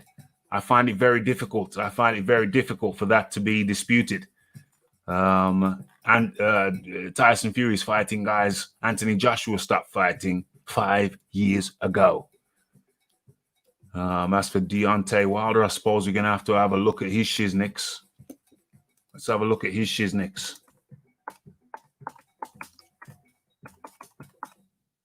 Let's go to Deontay Wilder. Boom. I think I'm still sharing. Let's have a look. Yes. Back to box ref. Take that down. Okay, so let's have a look. Let's have a look at Deontay Wilder's last 5 years. There we are in 2025. Okay, so Stavern for the first time. That's when he won the championship. Who did Stavern fight? Was it Molina? Stavern fought Molina to get the championship. Ariola. A different fat Mexican, Rafi. I get them mixed up every time. Every single time. I'm getting the wrong way around. Okay, so Bermain Stavern for Ariola to get the champion. Was Ariola a worthy competitor, a worthy person to fight to get a championship? Absolutely not. But anyway, so Stavern picked up the championship then and lost it immediately to Wilder. Immediately. Okay. So who else did Wilder fight? Wilder fought Eric Molina in 2015. Then Johan Duapas in 2015. So he fought 3 times in 2015. And then that shows you when a person's fighting a lot in a year, that shows you the caliber of the opponent. And before that, he fought Jason Gavin. I think, did Jason Gavin stumble him? Did Jason Gavin stop him? I mean, drop him? No, he didn't. But Jason Gavin, AJ fought, I think, his first or his second year as a professional. Okay. And that was just before Deontay Wilder. Wilder fought him immediately before he fought Stavern. So that's what he did to get a world title shot. That's what he did to get a world title shot. So actually, didn't he get? No, that's wrong. I think he became mandatory for beating Malik Scott. That's right. Malik Scott was before Gavin, so he became mandatory. Fought Bermain Stavern, who had fought. Was it Molina? Who had fought Molina? to get the championship. It was vacant. So then after beating Stavern, in Stavern's first defense, he then went on to fight Molina. Remember, we're talking about Deontay Wilder here, the Bronze Bomber Wilder. 2015, here we are, Molina. And then he went on to fight Johan Duapas. And then he went on to fight, that's 2015. Then in the beginning of 2016, he went on to fight Artur Spilker. Now, what does this show you? What does this here show you? When a fighter's fighting back-to-back like that, that's when they're on the come-up. Remember when Mike Tyson was on the come-up and he fought 8 times in 1 year? Well, here, Deontay Wilder fights 4 times within a 12-month period. Let me just check. Gavin, 2014. Okay, that was so fought 4 times within a 12-month period. That's winning the championship and then defending it 1, 2, 3 times within a 12-month period. He won the title and defended it 3 times in a 12-month period. That's 4 fights in a 12-month period. What do we know about when people are fighting lots of people in a 12-month period? It means they're on the come up and they're getting soft touches. They've been put in there with guys they're supposed to beat. And then he has a little break of about 6 months and then comes back and fights Chris Arreola. Once again, we're talking about mediocre opponent. Let's be honest, mediocre opponent. And then he goes and fights another mediocre opponent. No disrespect to Gerald Washington, but he was mediocre in terms of time served in the game. This guy was, what do you call it, American footballer or something like that. And he gave Deontay Wilder problems behind the jab, even though he was a relative novice. Okay, so basically you got a relative novice fighting for the championship. Once again, another gimme. Bermane Stavern 2, that was even a worse gimme. That's one of his worst gimmies of all time. Bermane Stavern had been inactive for an extended period of time. I think he fought once in a 2-year period. And all of a sudden he gets in there. Apparently he was a mandatory somehow. He was a mandatory even though he hadn't fought anybody in the top 10 for like 2 years or more. So that was a gimme. That was a clear gimme. Luis Ortiz, okay, you could say this is his first step-up fight, or if you want to be generous with the first Bermane Stavern fight, you could say that was the first step-up fight. How is this looking on the screen? Okay, looking acceptable.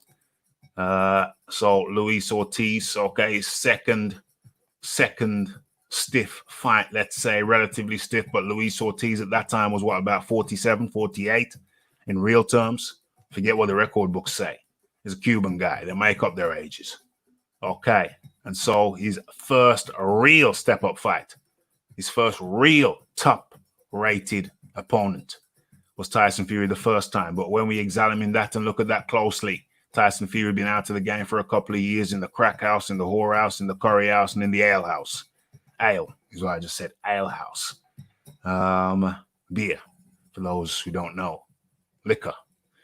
Alcohol.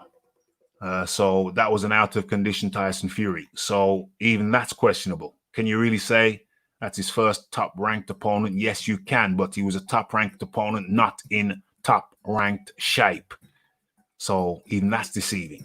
Then he goes and fights Dominic Breezel instead of Dillian White. The WBC anointed Dominic Breezel the mandatory in a fight. And they said it wasn't for the mandatory position. Then after the fight, they said, yeah, it's a man. It was for the mandatory position. Damn weasels, some may say.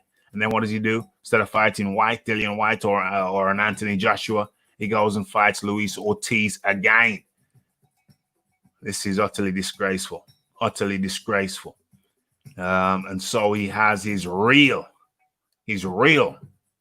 fight against the top-ranked opponent in a now more conditioned Tyson Fury. And so what happens when he fights his first top-ranked opponent in top-rank condition? He holds the L. He holds the L. That's damning. That's damning. Very, very damning. And that's the Deontay Wilder story. most disappointing. I just noticed James' avatar. I think I'm going to go to James. That was my argument, by the way. That was my argument as to why Anthony Joshua, out of the top 3, holds the best resume. And we're coming close to the end now. Coming close to the end. When we finish this one, I'm just going to touch on a couple of news items and then we out. So, James, your response or rebuttal? Yeah, my response is just I think Tyson Fury has has beaten the higher ranked opponents and the better opponents. I don't think you can say you fought more top 10 people, but have you fought more top 2 people? And I think that's where Tyson Fury excels at. How the hell does he excel when I just shown you the bombs he's been fighting? Well, the thing is Tyson Fury. Who he fought? Tyson Fury fought Vladimir Klitschko. Yeah. When he was unbeaten for X amount of years, was 2 years younger. Oh, that's one. That's one. You don't have to give me the whole story. Just tell me who he beat. And he fought Wilder and absolutely smashed him. That's 2 people. That's 2 people. Exactly. That's terrible. 2 people. That's 2 people. I'm giving you 6 or 7 for Anthony Joshua. But Anthony Joshua's fought lower ranked. They may be in the top 10, but they're lower. Yeah. Lower. Yeah, but the mass makes up for it. The mass makes up for it. If you're consistently beating top 10 guys, and you got on the one hand, and then you got another guy who had two big wins. One big win, in my opinion, because Deontay Wilder was untested. So I'm gonna say Tyson Fury has one big win because Deontay Wilder was untested. No, can I make a point as well, or not? Yeah, because if you watch the Vladimir Klitschko Bryant Jennings fight, which is the fight immediately before Tyson Fury, Klitschko had got horrendously complacent and had become a bit gun shy. And Tyson Fury, in my opinion, took advantage of that, of a demotivated, complacent Klitschko. So yeah, the track record is better and the age looks better, but AJ fought a highly motivated, well-trained Vladimir Klitschko who'd had back-to-back training camps with no fights because a certain man called Tyson Fury didn't honour the rematch for whatever reason. So it's like a bit of a smoke and mirrors and run away thing. So yeah, he has to have the credit for the win. Does it count? Does it count if he doesn't give him the rematch? There's an asterisk. I'll say you've got to put an asterisk. You've got to put an asterisk there because if you watch the last 2 rounds of that fight when Vladimir actually starts letting his hands go, he started having success. Yes. And all Vlad actually had to do was throw his punches against Tyson because there wasn't anything coming back. Yeah. You know, yes, he fully deserved the win and he deserved all the credit in the world because I didn't think he could do it and a lot of people didn't think he could do it. No, I didn't think so. It's a very good win. So it's a very, very good win. However, what happened about the rematch? Yeah. Why didn't you do that rematch? What's the reason for that? James, please explain to us. Put us out of our misery. So according to Tyson Fury, he said he got injured. So and then he got postponed, and then before he got postponed, he went off the rails, and then went in the curry house too much in the pub. I'm not sure he actually went off the rails, James. I think you're missing a bit. Failed an Nandrolone test. I think you're missing a bit. I think he failed a Nandrolone test. He failed a Nandrolone test. And a cocaine test. Problems with UCAD. Well, my view on the cocaine test is that came out after the Nandrolone test. Oh yeah. And that they did that intentionally to muddy the waters, in my opinion, because in America, a lot of people think he only failed the test for cocaine. They don't realise that actually the Nandrolone test came prior to the Klitschko fight. So should he have even been in the ring in the first place? Because James, should he have been in the ring with Klitschko when he tested positive for steroids earlier in the year? Should he have been in the ring with Klitschko, James? I think the fight was authorized. So if the fight was authorized, he was clearly meant to be in there. Okay. And what are your thoughts about boxers being authorized to fight when they failed the PED test? I think the boxing governors and the boxing The governors, go on. The governors, go on. the sporting bodies. I think they know what's best. To be honest, I think they. Oh, okay. Okay. No, that's fine. So James, for consistency purposes, you think it's perfectly fine that Dillian White fought Oscar Rivas? Yeah? I assume you have no problem with that. No problem Okay. at all. Well, there's consistency. Miller, tell me about Miller. I'm happy with that. What about Miller? I think Big Baby Miller was caught, so he obviously couldn't fight. Okay, so you still only got one top. Still only got one top win on. No, 2 top wins. Okay, you got 2 top wins, maybe. Even though but they're better. Wilder was on. How the hell could Wilder be better when he was on test? My point, Rafi, was. My point, Rafi, was. In my opinion, AJ's win against Vladimir is equal to Tyson Fury's, because effectively AJ did the rematch. That's effectively Vladimir in the rematch. That should have been the rematch against Tyson Fury. Yeah. So I actually think they're on a par. And James is saying that Tyson's the only guy fighting the top 2 guys, and AJ's fighting these middling people. Exactly. But AJ virtually decapitated Vladimir Klitschko. Yeah. A highly motivated Vladimir Klitschko that came in and looked a lot better than the one that Tyson Fury fought. Hell yeah. And there's no hiding from it. The movement, the willingness to trade, it wasn't there. You know, and there's a bit of a backstory to that. Vladimir's wife had been going through postnatal depression in the lead up to Tyson Fury's fight. So two people, one of them untested in the form of Deontay Wilder. The other guy, Klitschko, Fury declined to give the rematch to. So to me, that's a bogus. That could be classified as a bogus win. How can you claim that Wilder was untested? Who the hell tested him? Who the hell tested Wilder? Well, just for consistency purposes, I feel like I got to say Ortiz. A 51-year Ortiz. James, who's Ortiz's best win? The White Rhino. OMG.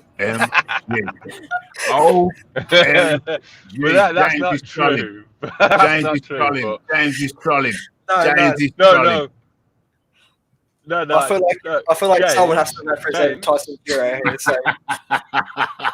James. Yeah. James. See, I'm quite happy to give Tyson Fury the credit for beating Vladimir Klitschko, but the Fury fans aren't happy to award that same credit to AJ for doing it. Do you think AJ deserves credit for? Why? But go on. I think AJ deserves 80% of the credit that Tyson Fury got for that fight. 80%. Yeah. And what percent does Joshua deserve for consistently beating top 10 guys? I think I don't go off by so much top 10. I think he goes off by more top 3, because I think there's the elites, and the elites beat everyone. No. But the question is the top 10. The question is the top 10. How much credit do you give Joshua for consistently beating top 10 guys? Minimal. I give minimal. Okay, so do you think that it's harder to consistently fight top 10 guys, or it's harder to occasionally fight top 10 guys? What's the harder task? I think it's a lot harder to fight the people that are at the pinnacle, right at the top. Okay, so that means that Joshua has been closer towards doing that than Fury. No, I think Fury's fought two people at the pinnacle. AJ's only ever fought one. Who wins in a fight between John Dealey? It says your device is not connected, so something there is not connected. John D. Lee. but I can still see it just says your device not connected. Okay, so who wins between Luis Ortiz and Alexander Povetkin? I think. To be honest with you, I've always said Povetkin. So Yeah. so Povetkin. Okay. So who wins between Povetkin and Deontay Wilder? I think Wilder. Okay. So who wins between? Hold on. Let me have a look at the resume here. Okay. So whose resume is this? No, we don't want him. We want Joshua. So let's just go through this then here. Okay, so who wins between Wilder and Andy Ruiz? The first Andy Ruiz, not the second one. Deontay Wilder. Okay, so who wins between Joseph Parker and Deontay Wilder? Deontay Wilder. Okay, so who wins between Carlos Takam and Deontay Wilder? That's a close one, but I'd still say Deontay Wilder. Okay, so who wins between Vladimir Klitschko and Deontay Wilder? The Klitschko, which one are you talking about? The one that fought Fury Vladimir, or the Vladimir, the one that fought Fury? I think Vladimir would have beaten him.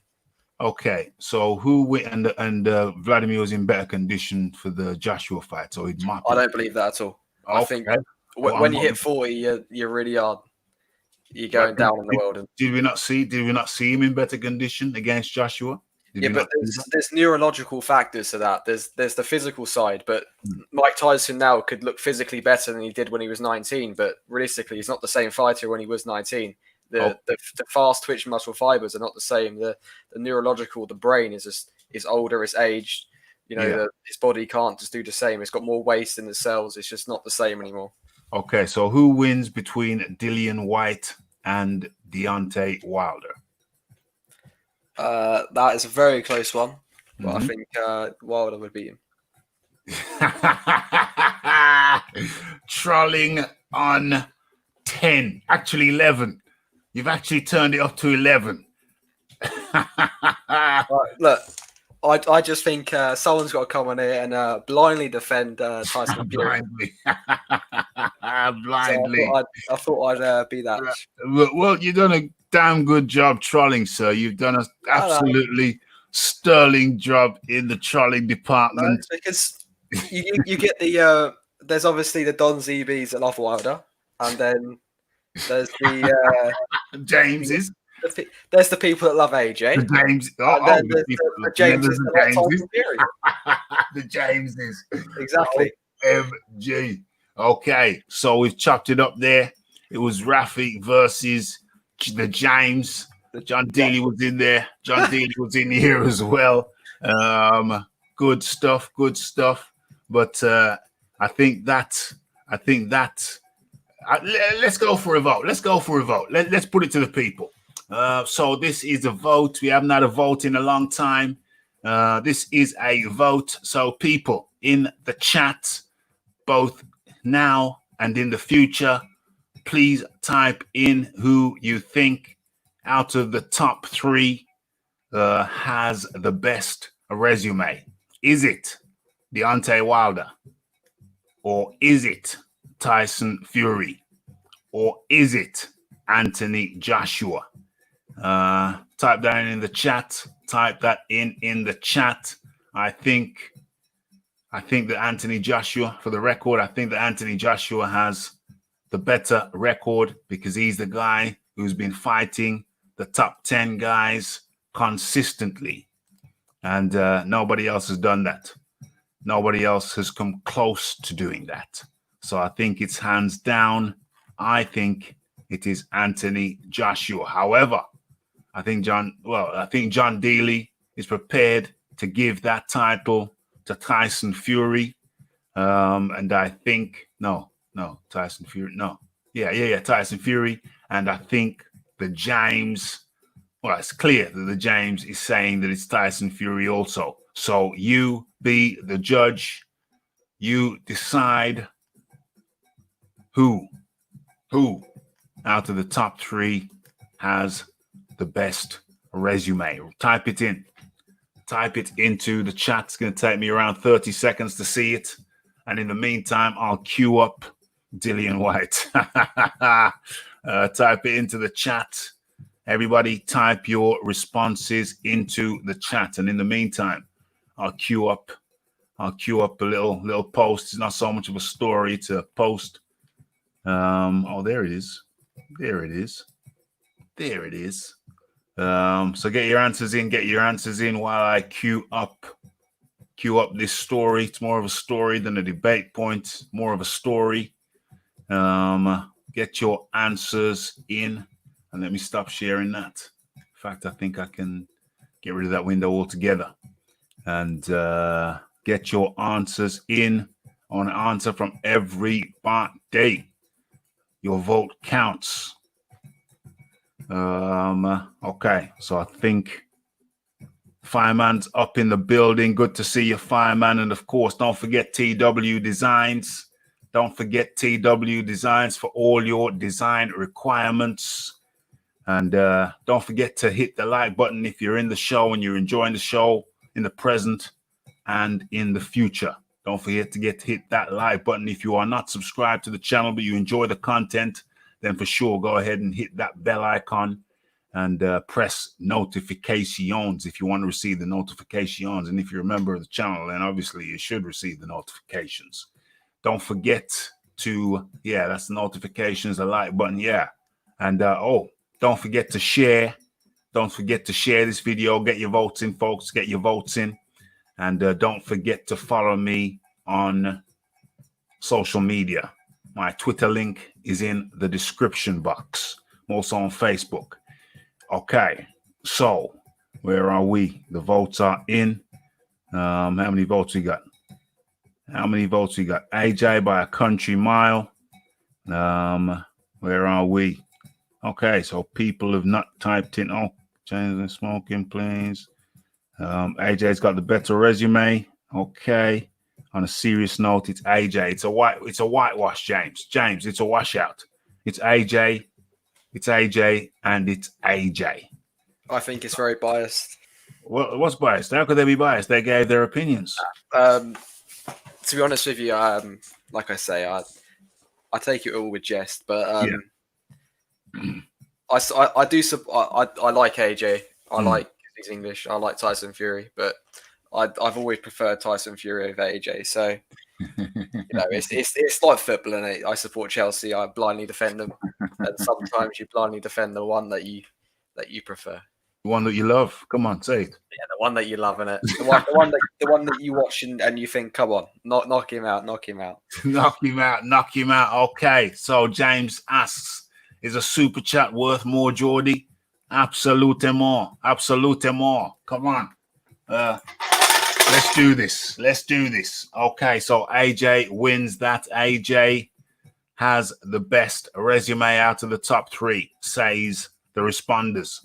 Okay, so we've covered that. We've chopped that up. You got different points of view. John Dealey is willing to concede that Fury may have the best resume. James says he believes that, well, he whether believes it or not, he says that, what's his name? Fury has the best resume, and I firmly believe that accolade goes squarely to Anthony or Femi or Lancy Joshua. Okay, so let's get into this little piece here. Let me just tell you about this little piece. It's more of a news piece. Okay, so Roman Chocolito Gonzalez versus Juan Estrada rematch. Unification, so that's unifying the belts, is seemingly not happening next, as was previously advertised. Okay, so the holdup. What's the holdup? Well, the holdup is that I don't know if I'm sharing this. Am I even sharing this? I was reading it without sharing it. So now let me share it, which is what I thought I was doing but wasn't doing. Okay, boom.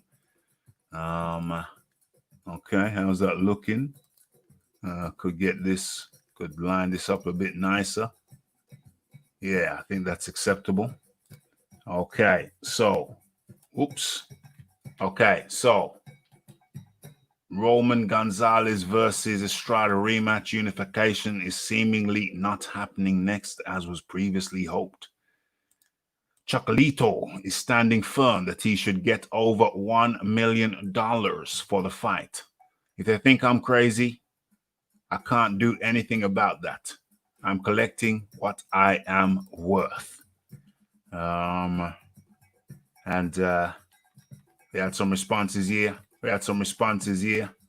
It's not like the fight is that expensive. They both should demand what they feel they are worth. Pay Chocolatito his money. The man came back and beat Yafai. Y'all mad about that? It's simple. If the fight's worth that, he should be paid that. If not, go and fight someone else on another channel. Another channel? Okay, another platform, perhaps he meant. He's definitely worth that. When the fans are turning out to watch, that seems a long way off in the US at the moment. If there's any fighter who deserves a big payday, it's Gonzalez. Gonzalez versus Estrada is a fight boxing needs, and more importantly, the zone desperately needs.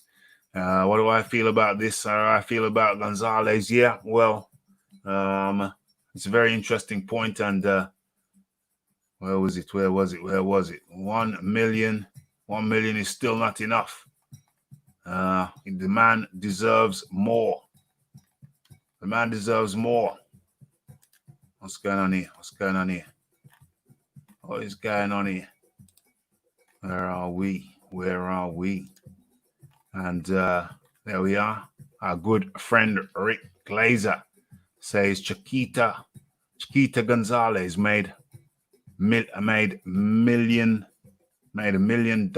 million purses also versus Carbajal in those fights.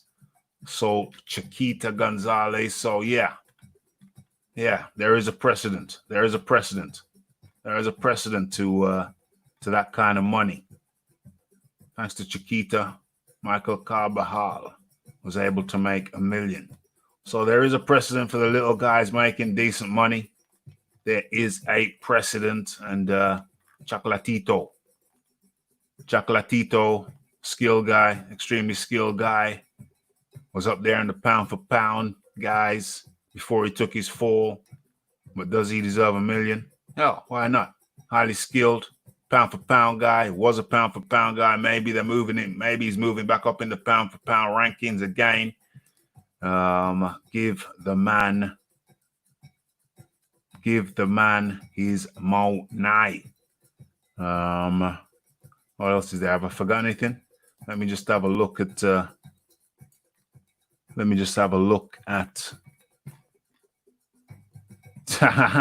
What they say? Super chat's not working. Damn. Trying to rob me. The YouTube people are trying to rob me. Super chat's not working. Damn. Let me just do a quick check for myself. Super chat telling me I can send £1 to myself. Telling me I can send $5 to myself. Let me alter that number. Why have they put it at $5? Why have they put it at £1? £1. Buy and send. They're going to ask for my credit card details. I'm not going to move away from the computer to get my credit card details. Am I going to move away from my computer to get my credit card details? Maybe I shall. James, do you know Chocolatito? Are you familiar with him? I've never heard of him. Never heard of the fella. Well, he's a lighter-weight guy, and he was in the pound for pound rankings. He took a fall, but now with his win against Cal Yafai, he's risen. He's ascended back. Do you watch the lighter guys, or do you not tend to watch the lighter guys? And if you don't, why not, James? I think this. I don't really watch the lighter big guys because, to be honest with you, I don't think it's like as exciting. Yeah, because I think why watch the lighter people if the heavier people are just going to beat you? For me, it's all about the best. So yeah, if someone's going to knock, if someone's heavier than you, it's going to knock you straight out. Then what's the point of you? To be honest with you. That's a real good point. That's a real good point because you just said that you want to see the best, and the heavier guy is gonna. What do they say? A good big un is always gonna beat a good little un. So you want to watch the good big un. Exactly. Bigger the better. Yeah. You don't need to see the you don't need to see the little one because the good big one is going to beat him. Nah. Also, I watched a lot of Floyd Mayweather's old fights, and they used to bore the hell out of me. Damn. Bad taste in my mouth. So I've just donated £1 to myself. So it is working. It's working. Your super chat receipt. Oh, thank you. They even gave me a receipt. So hold on. Let me delete that. So I meant to dismiss it. So what's the protocol here? Boom, boom, boom. I super chatted myself. So it's an interesting point. The good big un is going to beat the good little un. So why watch the good little un when you could watch a good big un who's going to beat the good little un? That is one of the best arguments I've heard yet for not watching, for why a lot of people don't watch the little ones, because a good big one's going to beat them. So they just watch the big ones. Duran was a good one. Watch Duran fight. Yeah, Duran. Duran was a good one. Definitely. There are exceptions to the rule. Cool and the gang. And is there anything else that I've missed out? So yeah, Chocolatito wants his million. Let me stop sharing that and go see if there's anything that I said I was going to talk about that I didn't talk about. Smash that like button, people. If you're enjoying the show, smash that like button, smash that subscribe button, and for sure, feel free to smash that share button. So what are we saying here now? What have I got in this thing? We've covered the Estrada fight. We've covered the debate, what Anthony Joshua said about Tyson Fury. We've covered that. And we've covered the Chocolatito. And I should have been doing this in a Geordie accent. Man. Why, man? I'm gonna read the comments in a Newcastle accent, man. I'm gonna try and do it, man. Okay. Where are we? I think you was trolling James, but you know what? I appreciate you coming on and giving your position, even if you had to troll a little bit. To get your point across. I mean, I think it needed a bit of trolling. I don't think you could have made the point without a bit of trolling, James. Exactly. I think that's the best way to put it, really. Yeah. You needed to troll to get your argument across the line. Maybe, yeah. But it's been good coming on. Hopefully I'll catch you another time, maybe. But I think I'm going out. So I'll see you. Much appreciation, James. Good of you to jump on and add your contribution. Much appreciated. So until the next time, James, take care, my friend. Take care. See ya. Okie dokie. Hamid, who's Adkins? Adkins is the bird, the woman. We call them birds over here in the UK, as you know, she got starched, mate. She got starched in the first round against Estrada. Where is she? There she is. Let me bring it up. Let me bring it up, my way, man. Let me bring it up. I've got to talk in a Geordie accent, man. So let me share my screen, man. Where are we?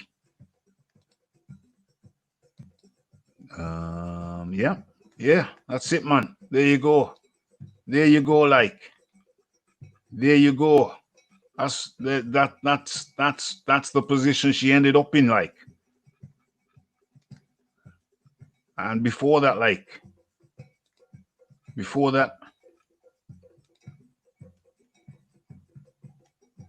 why do I need into this? I can go directly to.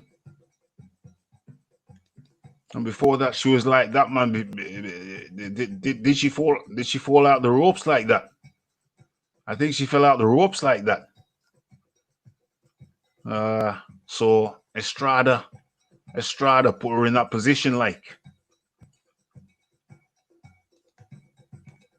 Okay, you fell asleep, missed the dance card. Yeah, well, there's not. I wasn't gonna stay up for that.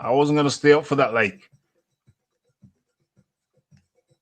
Yeah, it was a bad knockout. Like she couldn't hold the punches. Like so, it was not. It was night. It was lights out. Where are we? And before that, oh, she was there for a while. Like she was down there for a while. I think she was frozen. Like Hamed, she was frozen.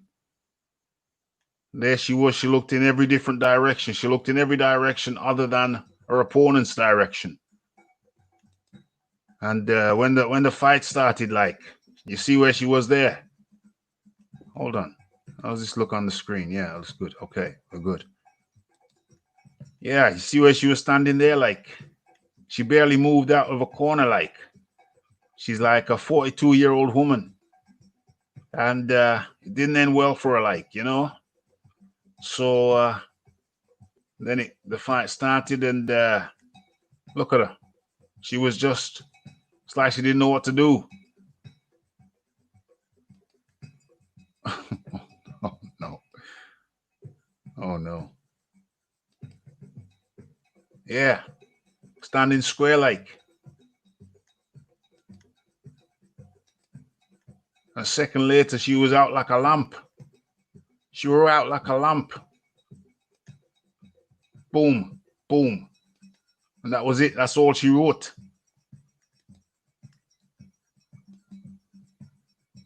Standing square. Look at that. Look at that. Look at that. Look at the foot positioning. She's barely moved out of a corner. What the hell is she doing? No squatting, no bending at the knee, the straight front leg. That was absolutely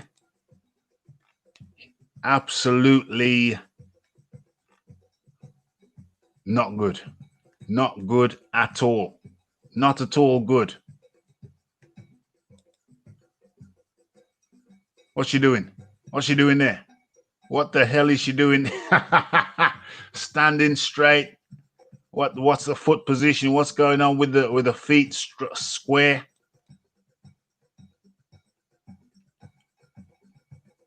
What the hell's going on? That was utterly, absolutely. Well, I don't want to criticize her anymore. I've criticized her enough.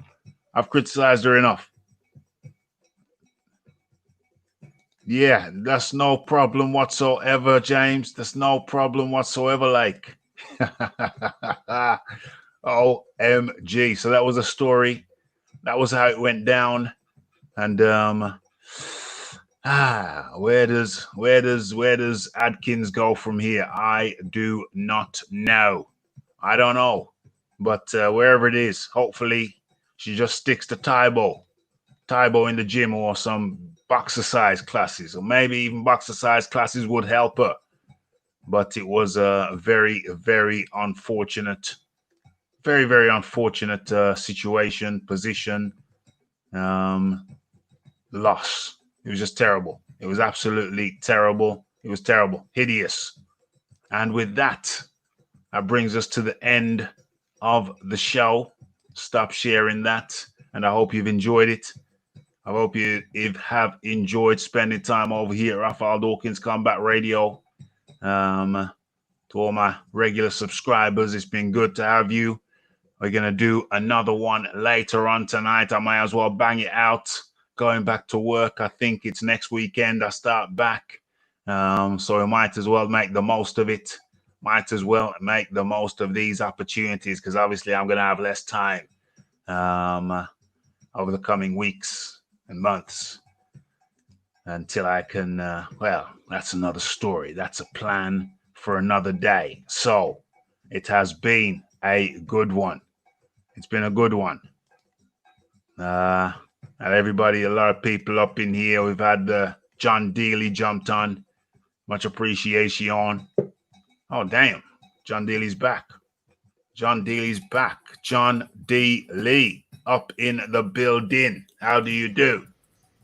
Yeah, I'm good. You hear me, all right? Yeah. Hear you well. Damn. And it's a divine intervention. It's divine intervention. John D. Lee jumped on just as we were closing. That gave us those few extra seconds. And we got a nice super chat from Uncle Burnt Apostrophe. Much appreciation. Oh damn, I almost forgot. Almost forgot to make the tip jar ring, the tip tin ring. And just a note for anybody, you don't have to be a big one like this one from Uncle Burnt Apostrophe. You don't have to be that. You can just simply be a little one. It can be a tea. That's a tea. You can buy a tea. You can donate a tea. Or for £2, you can donate a coffee. What does £5 brings? £5 brings a theoretical bottle of wine, and the tenner brings, well, that's like half of a PPV. So, you know, with a tea, a coffee, a bottle of Chardonnay, or yeah, you could get some champagne for that now. But you know, this all goes back to the channel for the PPVs that are going to be coming for the upkeep. For the streaming services. I do a lot of streams, so I got to pay for a lot of streams. So that's very, very welcome. But we got John Daly back in just as at the close. John Daly, what are you saying, my friend? What are you saying? Yeah, I don't know where we ended up with James. I felt a bit sorry for it. James is good. Why do you feel sorry for James? Why do you feel sorry for James? Just because he's outnumbered, Raf. Say that again. I don't like seeing a man outnumbered, but I think James is all right. He was just a bit outnumbered and possibly outgunned as well. He was outnumbered, but the thing is, James still stood his corner. He stood his corner, as they say, as our American cousins say. He stood on his square, and he fought his corner. And I appreciate him for it, because you know we like opposing voices over here at Raphael Dawkins Combat Radio as well, you know. So someone needed to come in and have the Fury side. Totally. That makes for a much better thing. But yeah. I think James. I still don't understand his explanation as to why it's okay for all the Fury fans to get triggered when AJ says the slightest little thing, especially when it's based in facts. If they're so confident in their man, what are you worried about? Yeah, you know, AJ's only telling the truth. 100. You know, and he did give him the credit for the Vlad and the Wilder win, so the same statement. So I just don't get what they're so emotional about it, really. I don't get the emotion. It's like, but James came in, did his thing. It's much appreciated. You had to throw a little bit of trolling in there to get his point across the line. Well, that's fine. That's fine. All right. That's fine. I like James. Yeah, like absolutely. James. Absolutely. I think we like James. I class it more as a good quality banter than trolling. Good quality banter. You know. Good quality banter than trolling. That's a very polite way of putting it. John D. Lee. So good of you to jump back in. And as we jump out of here, let you guys continue with your Saturday. My Saturday's pretty much been eaten up now, but I got to get on the bike, get a bit of exercise. To be honest, I feel too lazy. I just feel, I don't know. It's mild outside, so just a couple of laps. It's not gonna hurt me. I've been pretty stationary since I got up. I've been doing things on social media, compiling this show, and I compiled the next show. Oh, by the way, much thanks What did Uncle Burnt Apostrophe say? Ha, no worries. Order a few, I reckon. Yeah, just a couple of, just a tea or a coffee. I'm more than happy with a tea or coffee. We're not greedy over here at Raphael Dawkins Combat Radio. We just like to make the tip jar ring every show, but I like different people to do it. James has been leading the way, so it's just nice to see, you know, James take a seat and relax and let somebody else and some other people just make the tip jar ring. Much appreciation. Much appreciation. We like that. Much appreciation to John D. Lee for jumping on. Much appreciation for James for jumping on. Much appreciation for everyone who came in the chat, everyone who smashed that like button, everyone who was not previously subscribed who are subscribed now, everyone who's going to go on in somewhere, somehow share this video, whether it be a retweet, whether it be a share on Facebook, whether it be pressing that share button and sharing it to Instagram, wherever. I've got to step my Instagram game up. What else do I need to say? I think we've covered it all. We've covered everything we intended to. But remember, we're going live again tonight. It's not so much boxing. It's back on a more political thing. James, you're gonna like this, my friend. I found out the real age of the BFTB video lady. It's on video. I've got the voice, so we got video. It's on tape. So I've got the lady herself stating her age. I've got the father stating the daughter's age, and it's on tape. I've got it on tape. So anybody who's interested in hearing the truth about the real age of the video lady in the BFTB video, I think you're going to be very, very surprised. So you make sure you tune in. I bring receipts. I'm bringing the receipts, and there's going to be some red faces at the false allegation of the low age. The lady was not 14. She was older. I'm not going to give you the exact age, but anybody interested in that, and I'm sure many will be. We're coming back later on tonight, and we're going to chop it up in another live. And John D. Lee, your final words, my friend. Thanks for jumping on. Thanks for having me on, Raf.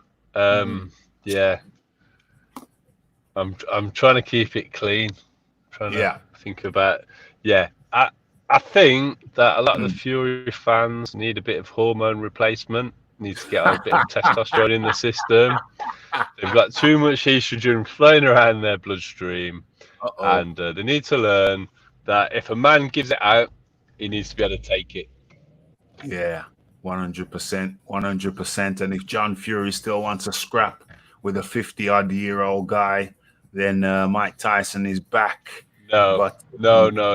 John Fury does not deserve a payday like that. He's got to go for Mickey Theo first.